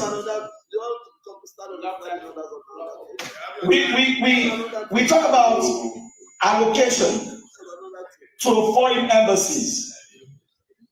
Mr. Speaker, honorable members, in 2019 in this world, debater after debater talked about the situation of government adding deputy ambassadors, increasing embassies in some other areas, how it will affect our economy. You know, the intelligent members of parliament said, oh, it was good for us to strengthen our bilateral ties. It was good for us to expand. It was good. Now the reality is striking us in our faces. If you read the 2025 supplementary budget, most of the reductions that were done in those embassies. So why do you create them? And now you're strangulating them to kill them. Why do you? This is insulting. You know, it's interesting.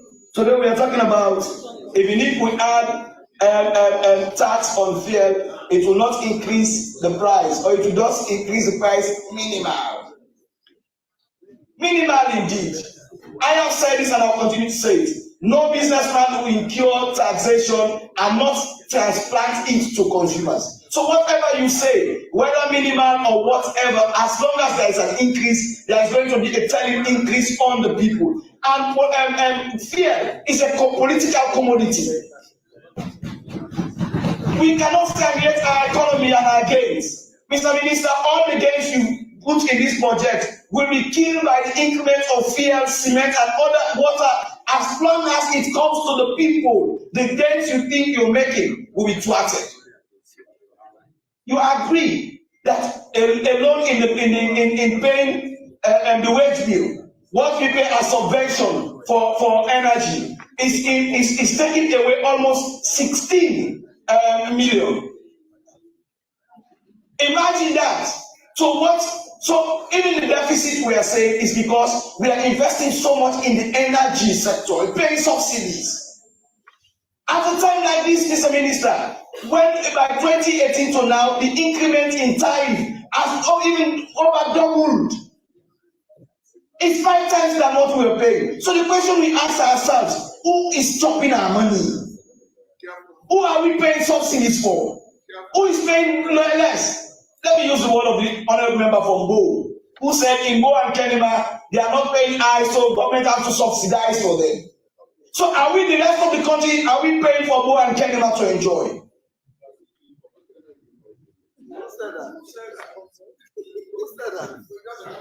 Mr. Speaker, honorable members, I am not responsible if you are not in the well. Mr. Speaker, honorable members, when the minister was thanking people, it was specific to thank the government printing press because of their hard work. Because every other law we pass here goes through them for it to be printed. But I want to tell you, because we are the chairperson, the first chairperson, Honorable Dr. Umfa, has taken me to that edifice. I have gone to government printing press. I called on you, Mr. Minister of Finance. Please visit government printing press. They are more better than just printing laws. They are far more better than just printing government policies. If we want the free education to be successful, that is one institution we need to invest more on. And guess what? It was not just Sierra Leoneans who built it. It was built by Ghanaians. The same Ghanaians where we go to print came to train our Sierra Leoneans, equipped that place, and today we are not using it. We can print all the textbooks still in those schools in that printing house. Why do we have to spend money and abandon what we spent on? Is it because if they do the procurement in country, you'll be able to see them? You'll be able to go through those institutions. Is that why they're going out? So just, when people leave this country to do procurement on things we owe, don't we also remember we're wasting our foreign reserves? Why not use what we have? We only thank them because they are printing our laws. I will not shout again. Mr. Speaker, honorable members, let me also move to the area of local government. I like the response of the minister yesterday. While everybody was debating, she was telling me, oh, we've paid. And you know, because we're passing the budget, we don't pay backlog. What we do, what we pay this year is what we approve. How can we pay what was approved in 2025? How can we use it to pay for 2024? Thank you, ma'am. Let's say for 2 years, we have 8 quarters. As a Ministry of Finance, if you have only paid 3 quarters in 8 out of 8, if that was your son bringing the result, I am sure if you don't beat that son, you will shout at the son. That's a fail for the Ministry of Finance. That allocation is not encouraging. Not at a time wherein we have to pay for other areas, ignoring the area of local councils. MPs every day they complain, oh, our people are on our throats. They will not only be on our throats, they will soon be on our heads. Because if the councils cannot operate and they cannot bring development to them, if the people cannot go to the council anymore, when they go there, the council say we don't have enough grant, where do you think they'll go? They'll turn to the members of parliament and pour their frustration on you. Why? Because when you're here, you only speak politics and not the reality. And even those who managed yesterday to call the allocations, they were specific. In Gambia, the agriculture department was given this. That was not a grant to repair the hospitals in Gambia. It was a grant for the agriculture department. Those were grants meant for the devolved sectors. And you're celebrating. Let me conclude. Mr. Speaker, when you look at the money allocated to the office of the Chief Minister. Are you looking at your time? Mr. Speaker, when you look at that. No. Mr. Speaker, when you look at the money allocated to the office of the Chief Minister and that of the President, I am not saying it is just exorbitant, but I ask one question, Mr. Speaker. Look at us. Today, if you go through the Western area, all through the traffic, you see new vehicles being bought for us in the political class. Mr. Speaker, when last did we buy ambulance? Have you forgotten that all of you seated there, if you're sick in your village, you need an ambulance? Have you advocated for that? We enjoy the SUVs. Mr. Speaker, let me conclude and speaking directly to the minister himself. Mr. Minister, let me conclude, Mr. Speaker, please. Honorable AKK, we guided. I will not go there again. They guided. I will not go there again.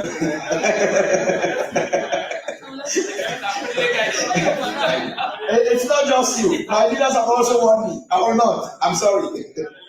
Mr. Speaker, this is what I'm going to end up with.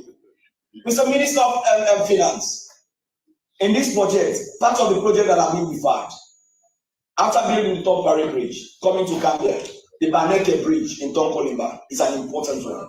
You have deferred that project. Don't give the Minister of Finance excuse. No, I am not giving them. Don't give the Minister of Finance excuse. I will not. We do not buy that bridge has been deferred. Mr. Minister of Finance, you also know the water project for Kashi and Nangolo has been deferred.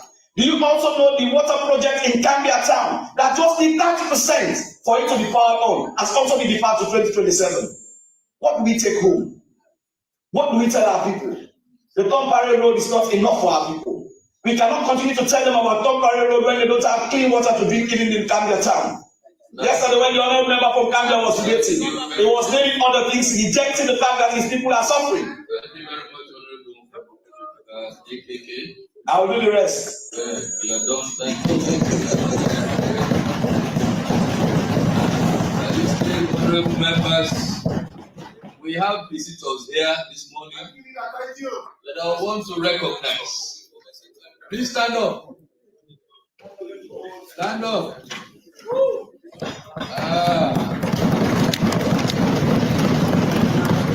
These are kids, they are children, the future leaders of Sierra Leone. You are heartily welcome. They are the school kids or pupils from the Beckham International Model Academy Secondary School. They are here to witness parliamentary proceedings and the road to request permission, and we gave them that permission. That is why they are here and they are listening to you. They are listening to their leaders, their current leaders. And you hope you'll be there someday, not so? So you have to go all out to be serious. Avoid drugs. Avoid drugs. Avoid drugs. Don't allow your schoolmates, your friends to get you to indulge. Avoid. Pay attention to your studies. Pay attention to education. It's the only sure route to your success in life. The only sure. Thank you very much for coming. You're always welcome to come here. You are citizens of the Republic of Sierra Leone. It is your right to be here at any time to witness what is happening here. Thank you very much for coming. You are welcome, huh? Okay, sit down.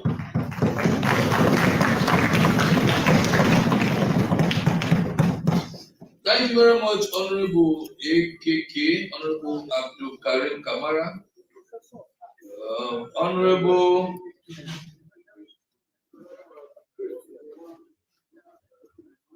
are you the one? I think you want to debate. Okay, okay, Honorable Moses Edwin. Thank you. Thank you very much, Mr. Speaker.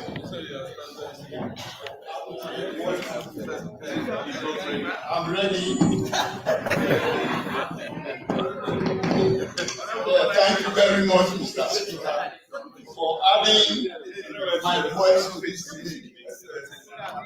Of course, this budget, according to the team, enhancing domestic revenue mobilization for sustained economic stability and improve service delivery.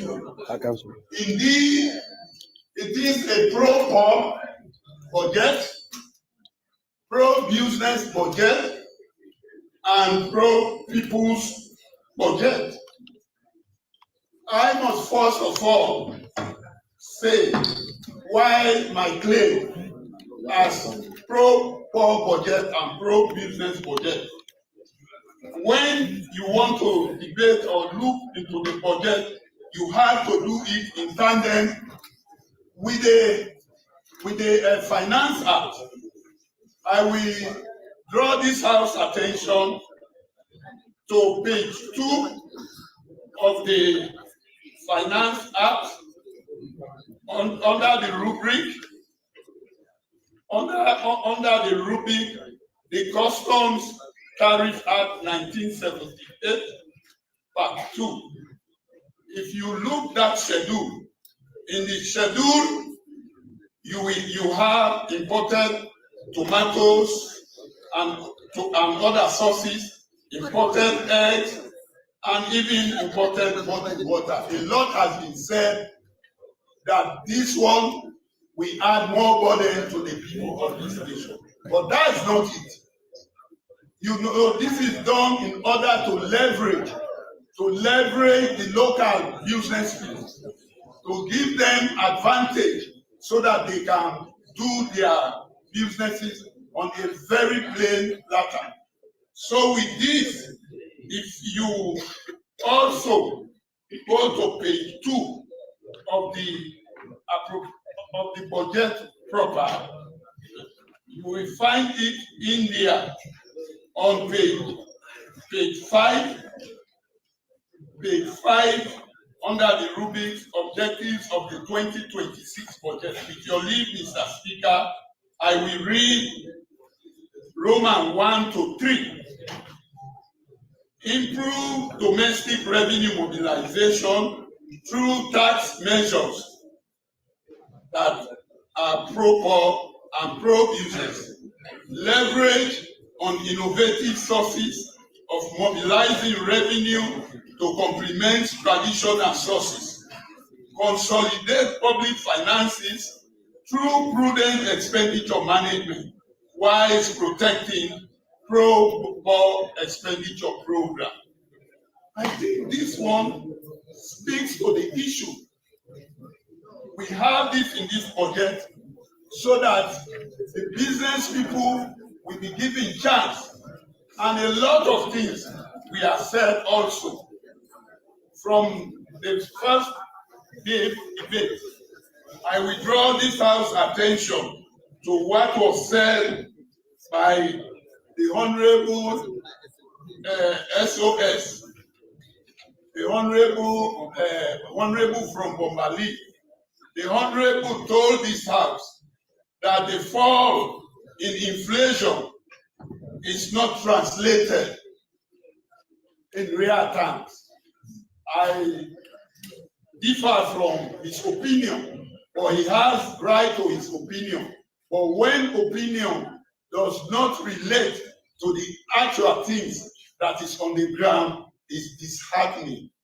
So I withdraw the honorable member's attention that this inflationary drop has impacted greatly on the livelihood of the Sierra Leonean citizen, on us all.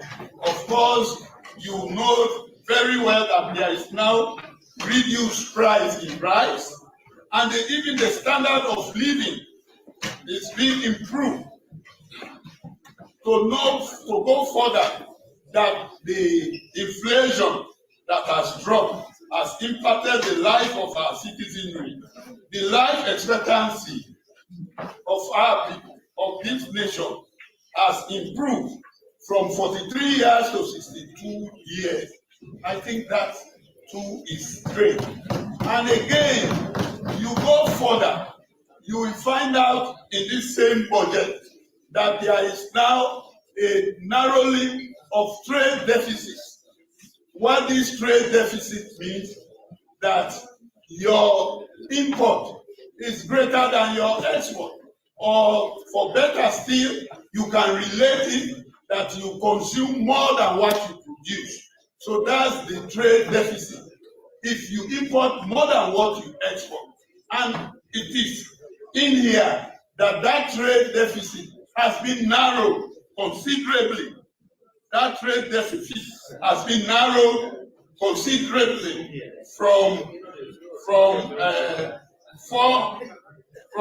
has been narrowed to 262.3 million US dollars as against the previous year under review in 2025-24 to by 429.9. That was the deficit in 2024. But now in 2025, it has narrowed down considerably to 263.3 million US dollars. That's a very good standing of this economy. And we trust that it will yield dividend. If you go again, a lot was said that the office of the CM and the office of the chief minister and the office of the secretary to the president, they are receiving or more funds are allocated to these offices. Yes, to justify that, you know really the responsibilities that those entities carry. And a member was also saying that there are so many overlap.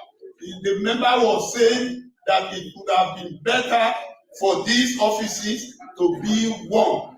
She was trying to elucidate and giving reasons why it should be one. No, they may be synonymous somehow, or they may collaborate, but they have distinct functions that they do perform. So that's why you have those offices. Again, there are a lot of other issues. I will go again to what we are saying concerning the reinstatement of the 10 leons tariff on rice, imported rice. That one, if you look up to it, the 10 leons, that was already there before.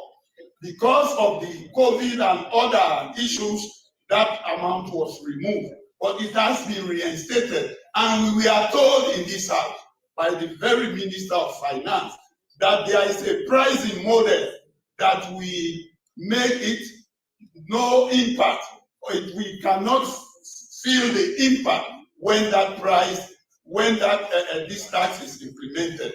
So that is to allay the fears of our citizens, that there is no increase in the price of rice, there is no increase in the price of fare. That will be a minimal impact on the price. So that is it. That reasons I think you will state that. Again,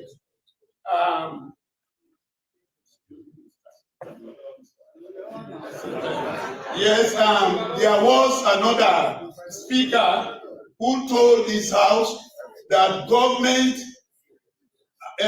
is not spending, there is no government-funded project. But I want to tell that speaker that there are. I will refer, of course, to my area. If you go to Bond, you find out that there is a 605-meter bridge. That one is 100% government funded. And even before, those who were here then, when the chairman then of energy, when we were approving, he told this house that there are 7 towns project, 7 towns, Matrujon, Bond, and other areas, that government intervention is 100% in that project. And that one too is on the way, and most of them are completed. So there is no reason this house crying.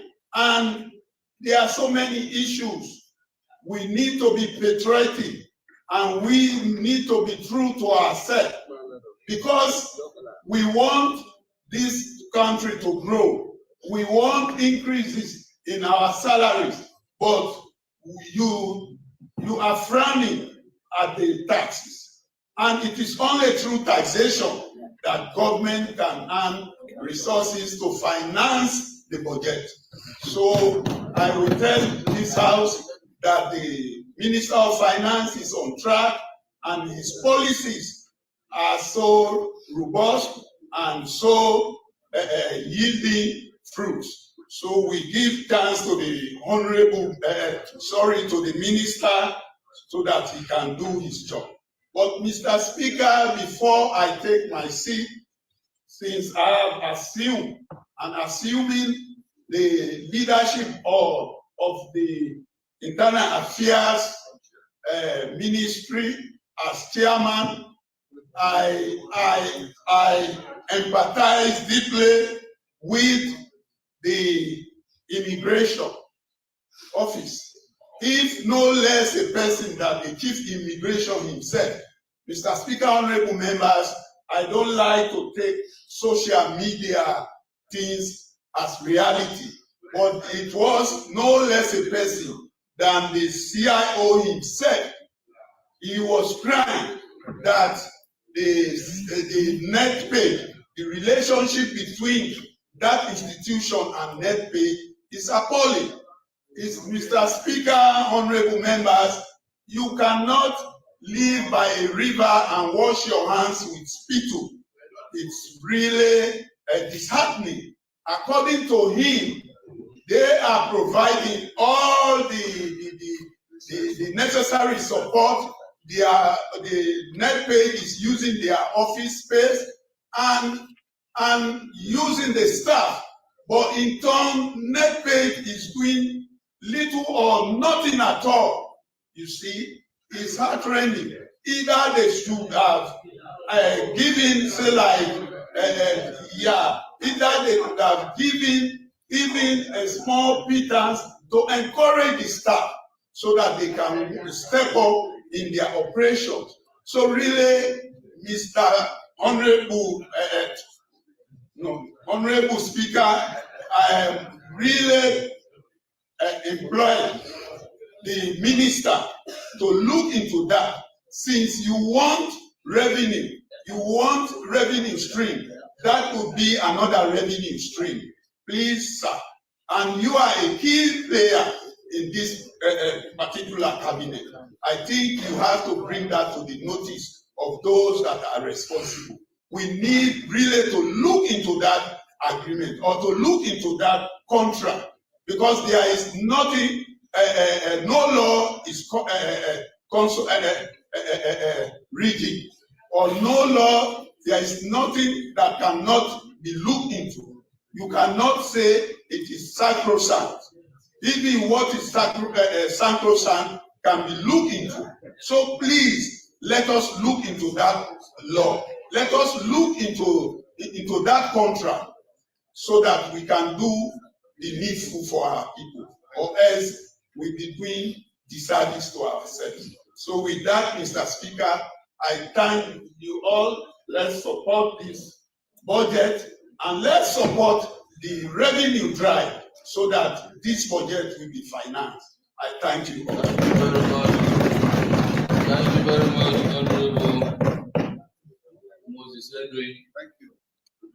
Honorable Aaron Roma.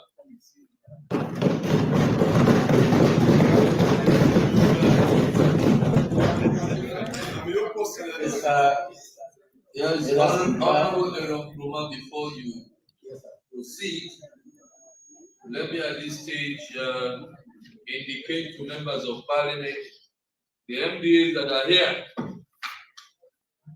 The MDAs that are here, and some MDAs have decided to dare parliament, even where we have sent warnings to them to be here to listen to the debate.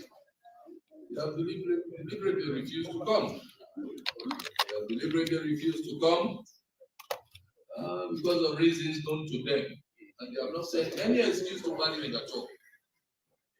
So let me indicate to you those MDAs that have heed the call of parliament to be present here. On the 3rd of December 2025, the following MDAs came to parliament or sent representatives. The Ministry of Transport and Aviation, NACSA, Cooperative Department, National Fire Force, the Teaching Service Commission, the Civil Service Training College, Ministry of Finance, Ministry of Tourism and Cultural Affairs, the Guma Valley Water Company, the Ministry of Communications, Technology and Innovation, the Pharmacy Board, the Ministry of Agriculture and Food Security, the Ministry of Foreign Affairs and International Cooperation, the Ministry of Labor, Wages and Compensation Commission, the Electricity and Water Regulatory Commission, the Ministry of Basic and Senior Secondary Education. So these are the MDAs that came to Parliament on the 3rd of December. I heeded the call of Parliament on the 3rd of December. And on the 4th of December, which was yesterday, of course, I did not call the names of those MDAs with abbreviation that we do not understand. We could have written them in full. On the 4th of December, the Ministry of Basic and Senior Secondary Education, which one is MTCA? The Ministry of Tourism and Cultural Affairs, HRMO, the Office of the Chief Minister, NACSA, the Ministry of Water Resources. Which one is MAPS? Forest Agriculture. PS. Okay. Then there's another one, MPAPA. We do not know that. So it's your duty to come to the plaque to make sure that you properly write out your MDA. Then EPA Sierra Leone also came on the 4th. The Ministry of Energy was here. NCD, National Commission for Democracy, also came. The Office of the Chief Minister also sent a representative. The Ministry of Finance was here. The Sierra Leone Electricity and Water Regulatory Commission was also here. NACSA was here. The Ministry of Transport and Aviation was also here. On the 4th, so I've just told the clerk to give me a list for the 5th. Mr. Minister, we are going to help you with some slashes. We are going to help you because we will do punitive slashes for them to know that whenever budget matters are before the House of Parliament, financial matters are very serious matters. They are not matters of fancy.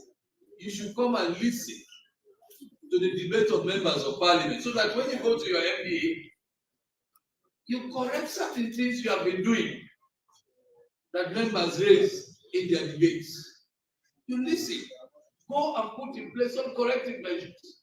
You don't just sit in your offices, you want to watch Parliament from your television or so.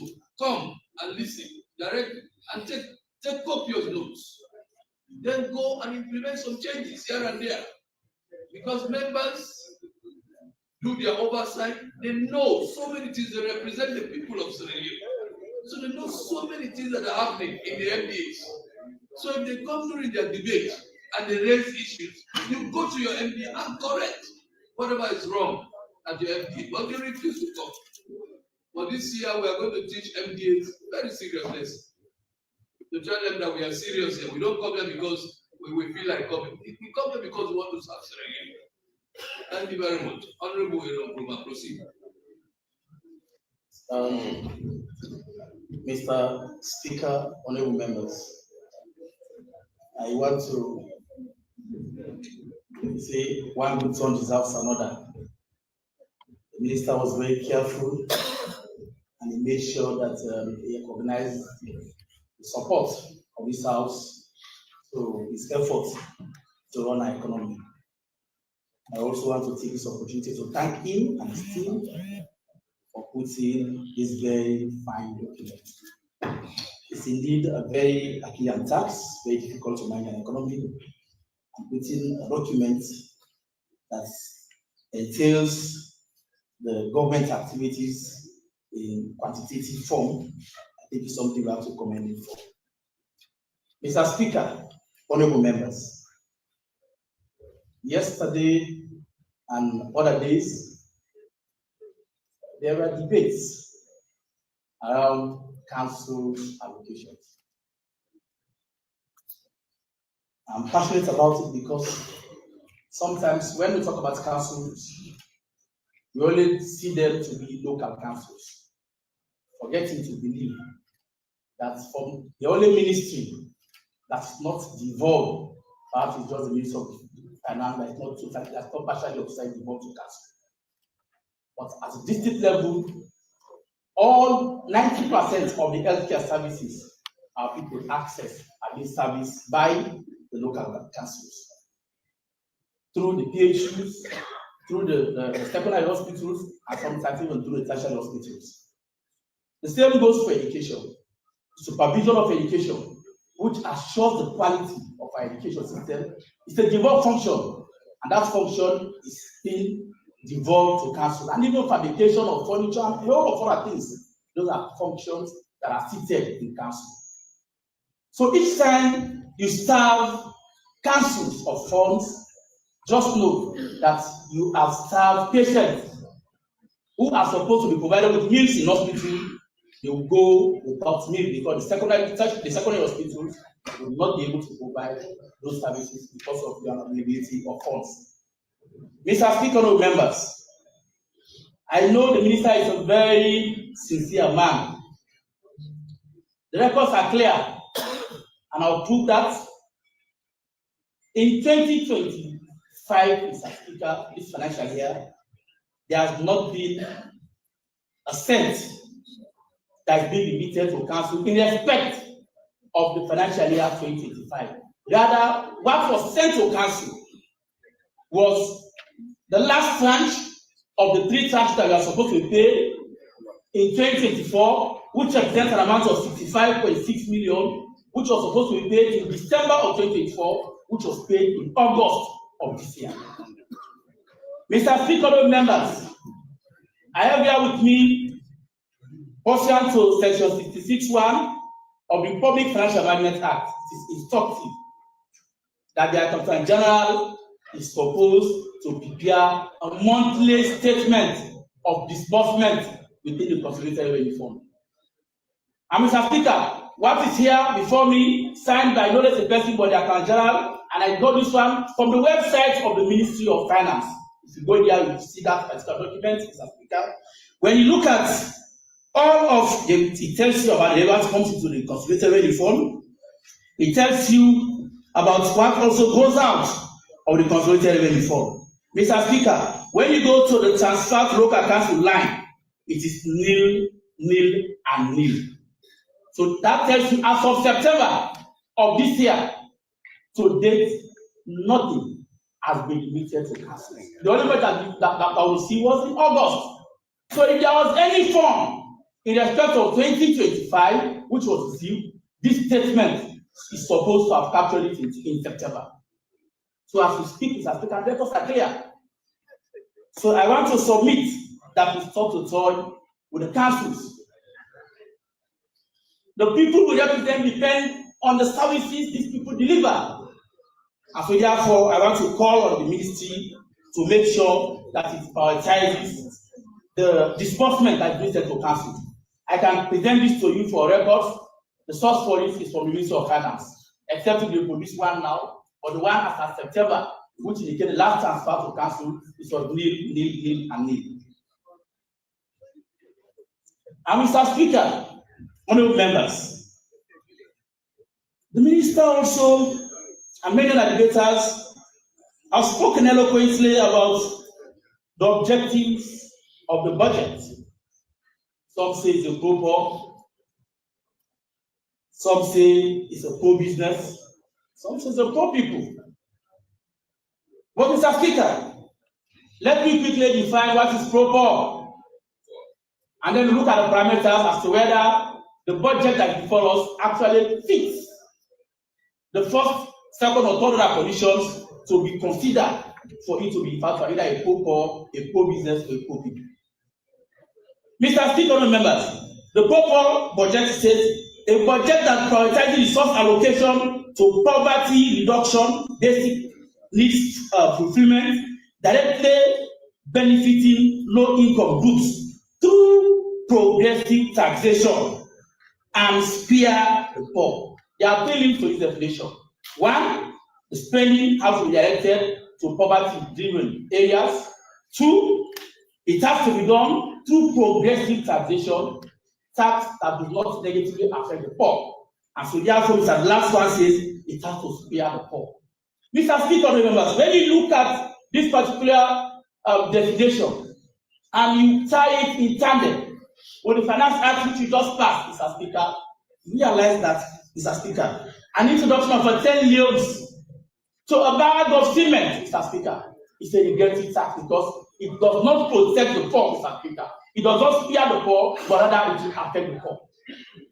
Mr. Speaker, members, an introduction of an additional excise levy of 5 yields to a price per litre fuel, Mr. Speaker, does not protect the poor, but rather it continues or it increases the suffering of the ordinary farmer.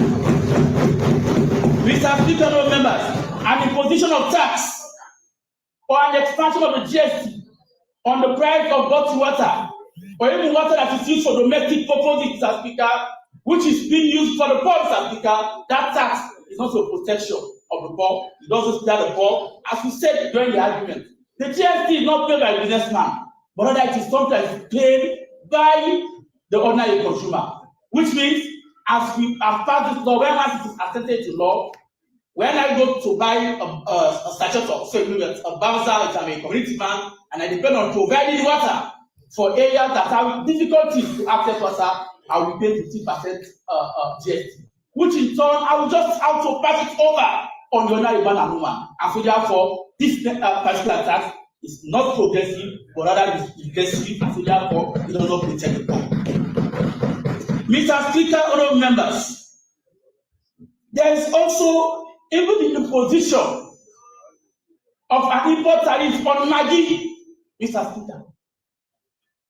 We all know what Jumbo is. Jumbo is a global brand. I want to see a report where we tested to know the quality of some of these products like Maggi that we are producing here for such a tax to have been imposed. These are critical commodities. And we know no one eats without Maggi, even no matter how poor the person is. Maggi is an essential ingredient in the sauce or in the cooking requirements of every woman. And so therefore, this particular tax does not protect the poor. And so therefore, this project, Mr. Speaker, cannot be referred to as poor because it just fulfilled the first thing, which I want to commend the ministry. It took into account to increase areas with poverty with spending. But the second and third link of that definition, which talks about introducing progressive tax and also making sure that it's fair the poor. This particular measures does not cover that. Mr. Speaker, the project was also referred to as pro-business. Mr. Speaker, how can we say this project is a pro-business when we increase the corporation tax from 25% to 30%? Mr. Speaker, when you increase corporation tax, it affects businesses. It increases their costs. And so therefore, it even limits their growth. So in a process, limit their growth, Mr. Speaker, it is not pro-business, or rather, it is anti-business, Mr. Speaker. Mr. Speaker, even the introduction of a minimum alternate tax to cover all companies, Mr. Speaker, the minimum alternate tax is saying that even when a business records a loss, even when it doesn't make profit, Mr. Speaker, it is going to tax that particular business. Is that going to grow a business? Taxing when you are working, when you record a loss? No, Mr. Speaker. So therefore, it cannot be referred to as a pro-business, Mr. Speaker. It cannot, Mr. Speaker. And even the removal of the investment allowance. They used to enjoy investment allowance. The finance will remove that. Can that be referred to as a pro-business when even investment allowance, which they used to enjoy, they don't enjoy it anymore? It means even their recruitment will be affected because their cost of production is a company that is in production. It's a business that is in the bank or whatever. Its cost of running this business will increase automatically, Mr. Speaker. Even fear will affect almost every business, Mr. Speaker. It affects productivity. In other words, if I have to provide fear for my employee, for which I used to tag that the tax per liter at 25, with the introduction of this tax, it will increase to possibly 30 euros. It will increase their production cost or even the amount of fuel they use to run their business generators and even their vehicles. And so therefore, we cannot say this is a pro-business, Mr. Speaker. Mr. Speaker, honorable members, even the levy on the circulation fee for motorbikes, for vehicle owners, Mr. Speaker, most of our young people are engaged in bike. This is their business. If you put a circulation levy of almost 150% increase, Mr. Speaker, can you call that a pro-business? It is going to people to even buy a motor because the cost of owning a bike has increased. So therefore, this budget falls with all the indicators of being a pro-business project. Mr. Speaker, I know that there was a zero tax on the LPG or renewables. That does not protect the poor. We all know if you say a zero, we have levied tax. I remember there was a time because of COVID, we even levied zero tax on starting products. What happened? Even the price of those products were even sold higher than how they were sold. So when you put a zero tax on LPGs or renewables, you just protect, you just assure the business to make big profit at the expense of the other man. So it's not a protection, but rather it's a loss on both government and the people. Mr. Speaker, honorable members, I want to quickly refer to some tables. You know, sometimes when these figures, when the tables are sent to us, we need to make use of them. When you go to Annex 2 of the profile, budget profile,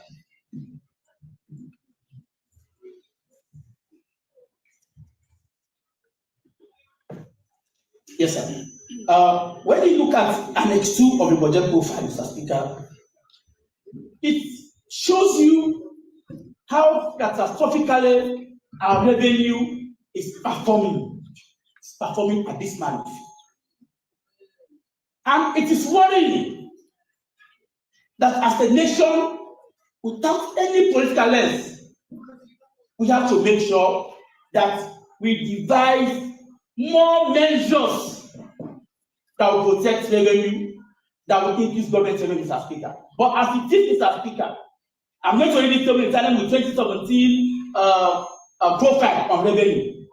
Mr. Speaker, we all know as per the records, what is being projected here is 11.8% of GDP is projected. And that is way below even what is in the manifesto of the SME. We have 1 more minute. Mr. Speaker. It is way below. In the target in all of the fiscal financial strategies, Mr. Speaker, it projected revenue to GDP to increase to 20%.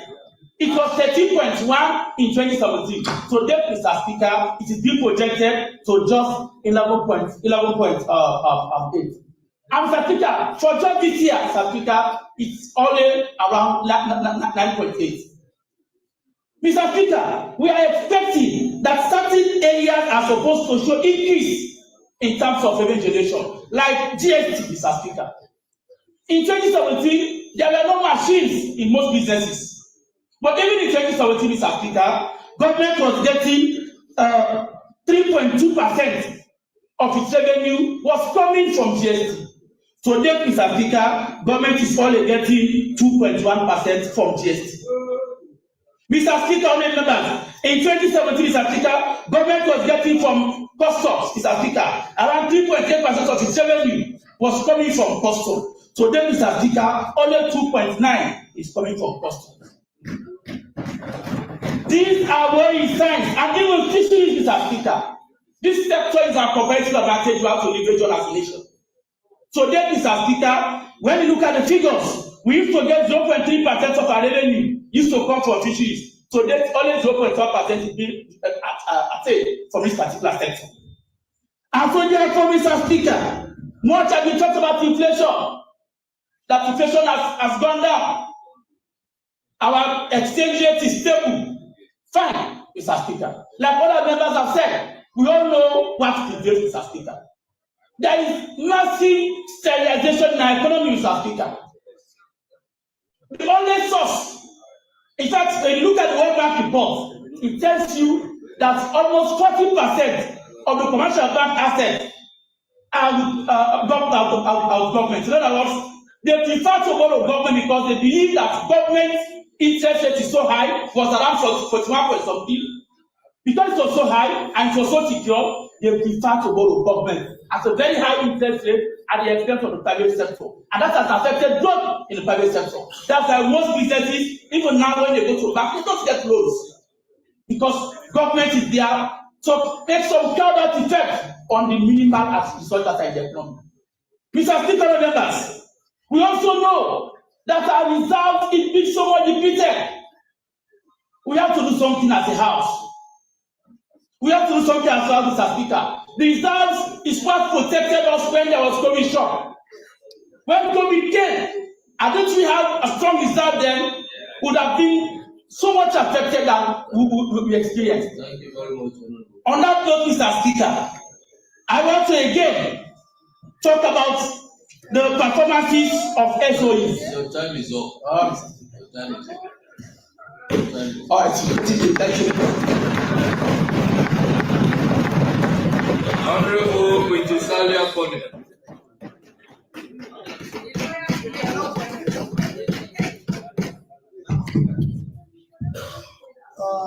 Thank you very much, Mr. Speaker, for giving me this opportunity. Mr. Speaker, honorable members, it appears evidently clear now that being a honorable member of Parliament does not make you an expert discussing financial issues or discussing the budget. Because for the past few days, I've been hearing a lot of misdirected statements, more so from the other side. I mean, we clearly showed, thank you very much, we clearly showed most people have not tried to understand what has been presented to us by the minister. And I think this should be one of the simplest budgets to discuss. Because I realized the minister took his time to actually direct us. If we look at the theme, it is clearly stated that we want to enhance revenue mobilization, sustain economic stability, and at the end of the day, improve service delivery. So if you look at the theme, it's a clear roadmap given to us by the minister that this is what he's expecting us to look at. And if you look at the theme, 3 issues are coming from the theme. One is telling us, as a country, we need to mobilize revenue.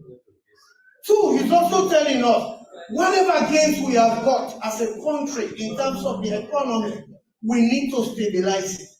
And 3, he's also telling us, we need to continue to give quality services to the people we serve. It is clear. What we should be asking as honorable members is a question of how and why are we doing it. And if you go to page 5, it is clearly stated by the minister that we are experiencing some challenges globally, uncertainties. We've been having assistance from international institutions. That is no longer coming because they have to handle their own internal issues. We cannot compare them. We have our medium revenue strategy that we have to implement. We have our priorities as a country that we must implement. And if we are not getting the support, then what is the next step? We need to find ways to mobilize revenue internally. And that is what he has presented to us. So I think if we should have focused our debate on the proposals made by the minister, then it would have been clear. Because if you go to page 5, there are page 6, 7, and 8. All of the strategies, everything we are talking about, are enshrined on those pages. Honorable Kwetisalia Connect. You know, with all due respect to members of the opposition, of course, very good debate. They have very strong debaters, yes, I accept. And they are doing their job because it is their role as the opposition to keep government on its toes. It is the role of the opposition to keep government on its toes. But let me say something. Let me tell you something, honorable members. You know what's my worry? You know, sometimes when we debate as if Sierra Leone is a rich country. That's the worry I have. We debate as if this country has everything. And the government is just refusing to construct a road here. Government is refusing to construct a road there. Government is refusing to provide facilities for the poor. We debate as if we are a very rich country. We are not. Dear members of parliament, Sierra Leone is a poor country.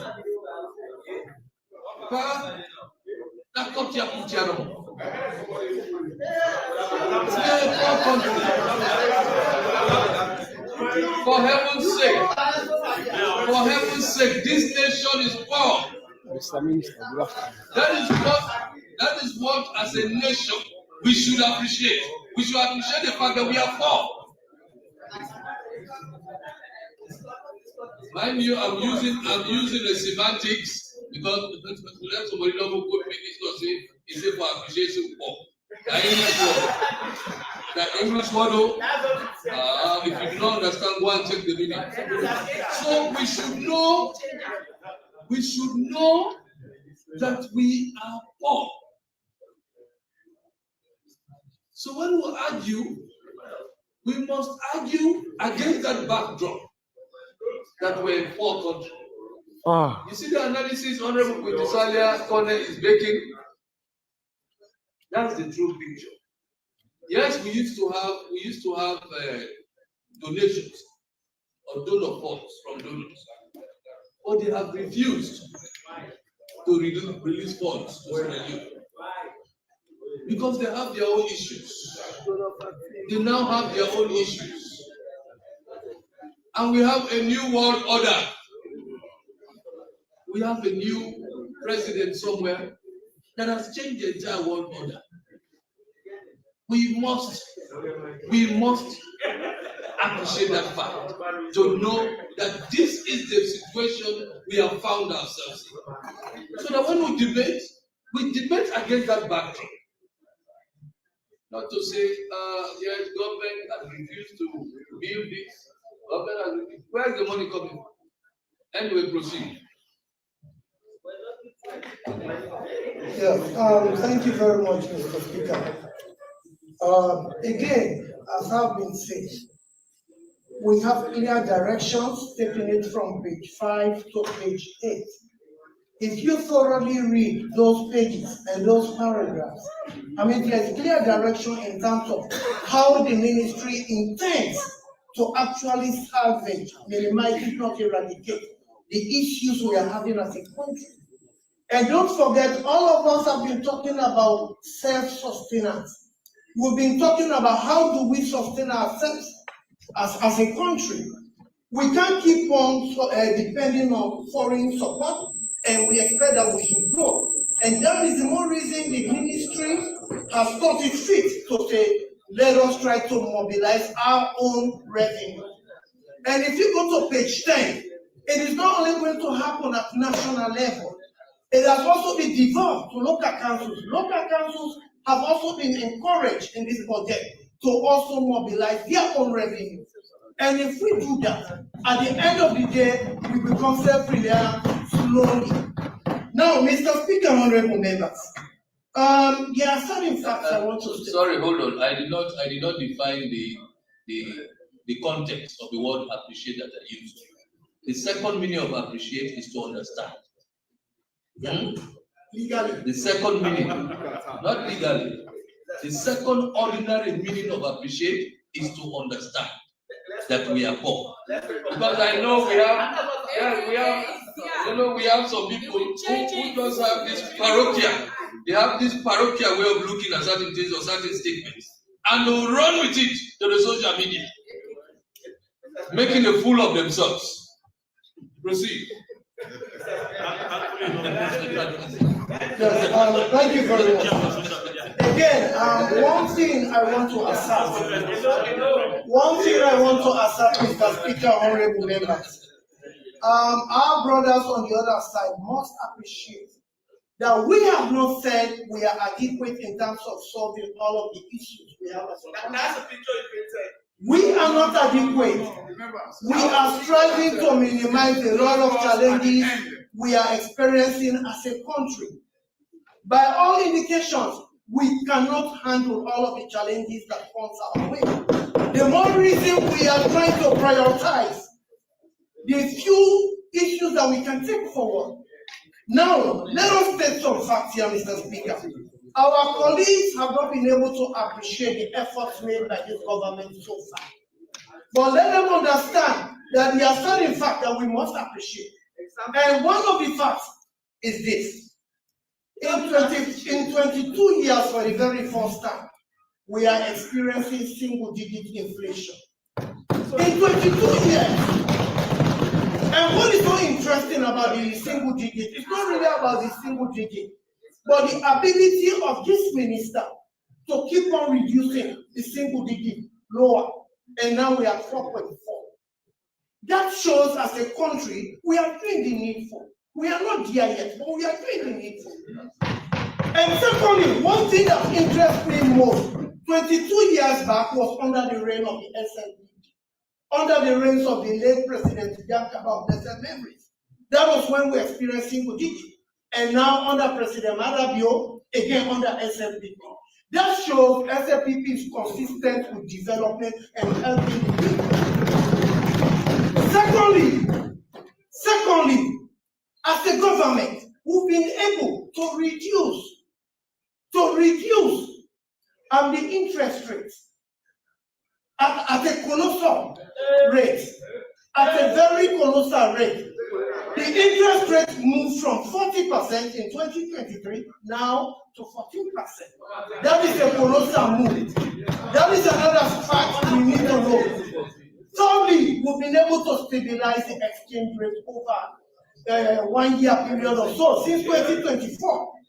This is another thing we need to appreciate that our government has done. And another thing again, we need to know, after several years, we've been able to improve or increase on the life expectancy. And for that reason, that simply means the health indicators have improved, which means whatever indicators around the health are improving. Because otherwise, our life expectancy was still going to be as low as it was. And so that means Sierra Leone is moving health-wise. And for that reason, I want to thank the minister here, the Minister of Health and Sanitation, and even the chairperson of the Committee on Health in this parliament, because she's been doing her work to make sure she monitors all of those indicators. These are basic facts we have to accept, and those are facts that are happening only under the reign of the SLPP. Mr. Speaker, honorable members, let us also move to another aspect. If you go to page 4, paragraph 19 of this same budget speech, it gives our revenue mobilized for just 2025 up to September, which is about 13.4 billion new deals. And let us also go back to 2017, when the APC left. The maximum they could raise in 11 or 10 years was about 3.3 for something billion. That was the highest they could raise through local mobilization. Now, if you deduct 13.4 billion, if you deduct 3.3 something billion from 13, that which means you can put your maximum revenue generated during their 10 years era 4 times, which means they needed 4 years to mobilize what we could mobilize in just 9 months. Because whatever figures we have here now is just for 9 months. It's just for 9 months. Mr. Speaker, it's just for 9 months. We have not completed the year. Yes, this is the House of Records, and he knows very well that there is time value for money. 1,000 euros yesterday, the value of it is different. The revenue is measured in budget based on GDP. In 2017, it was 13.1, to date it is less than 10. So that's records. So whatever quite important revenue is less than 10%. Thank you very much, Mr. Speaker. I think you were just trying to distract me. You know, because whatever analysis we do, we take records of whatever variations that might have occurred. So if I'm stating that the maximum they could raise in 11 years was 3 point something, and they even almost went to Planet Mars to celebrate that they have mobilized so much. Now, in 9 months, we have just mobilized just 13.4, and it is expected that by the end of this year, we'll be clocking 18 billion. But yet, we are not still comfortable. Yeah, we are not still comfortable with whatever we are mobilizing now. The more reason, if you go to page 6, 7, 8, we have devised strategies how we can efficiently mobilize more funds so that we try to minimize the country eradicate donor support. We need to move on. I was so surprised when I had members talking about taxes. One thing we need to know, literally no new taxes have been imposed. And in 2 years, no new taxes were introduced, no new tax rates were introduced. The taxes we are now talking about, Mr. Speaker, Honorable, these are taxes that existed. And as a responsible government, during the COVID outbreak, as a responsible, we had to come back to look at ways we can cushion the effect. And the one reason we said, let us cut down on those taxes from 30 to 25. So what we are now doing is reintroducing those taxes that they are taking off during the COVID. We don't have COVID again. And one thing they need to, these are not straight line taxes implemented across the board. We are strategically looking at how we can protect smallholder business people. We are trying to exempt smallholder business people. So generically, they are just saying tax, without understanding. That was why I said discussing budget issues requires special talent. You can't just discuss because you think you are not. So that is why we are saying, as a government, we know people, we are saying proper because we know it is proper. Because we are trying to protect the smallholder people and try to impose those taxes for big investors so that we try to see how we move it forward. Now, if you look at what we gained, Mr. Speaker, now whatever they raised in 2017 and what we have gained so far, if you take that, they can enter into our budget. I mean, our revenue mobilized 4 times. By the end of the year, it will be 5. Now, if you look at the variance, it is about, if you look at the variance currently, it is about 11. Honorable, 1 more minute. Yes, I'll wrap up. It is about 11. Now, when you look at that, if you look at the nominal growth rate of that, the nominal growth rate of that is about 335%. But again, during those times when we are making all of these successes, don't forget we have very high inflation of about 160.9%. And if you want to get the real value of that, you take away the inflationary rate as at that time from the nominal growth rate, and you'll be left with a figure that, if you do the mathematics, it will be 174.75. Yeah, if you take 174% from the inflation and you multiply, I mean, you divide by the number of years you expect, which means it will be 24.something%. And economically, if you analyze that figure, 24.9%, which means that indication still regulated is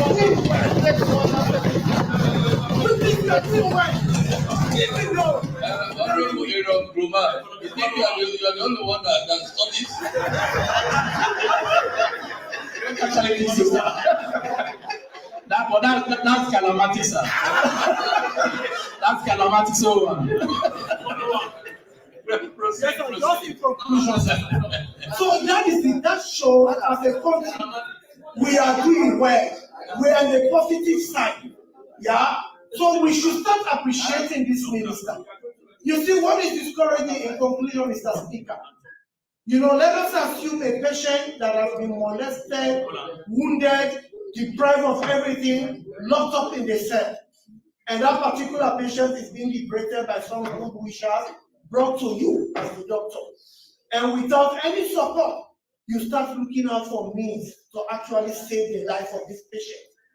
And at the end of the day, the same perpetrators who perpetrated that problem to that patient come around saying as if they are very much interested in the life of that patient when they were mistaken. It's very abominable. So, in this case scenario, the patient is Sierra Leone and the doctor is Dr. Fantamadi Bagura. And, of course, we know who the perpetrators are already.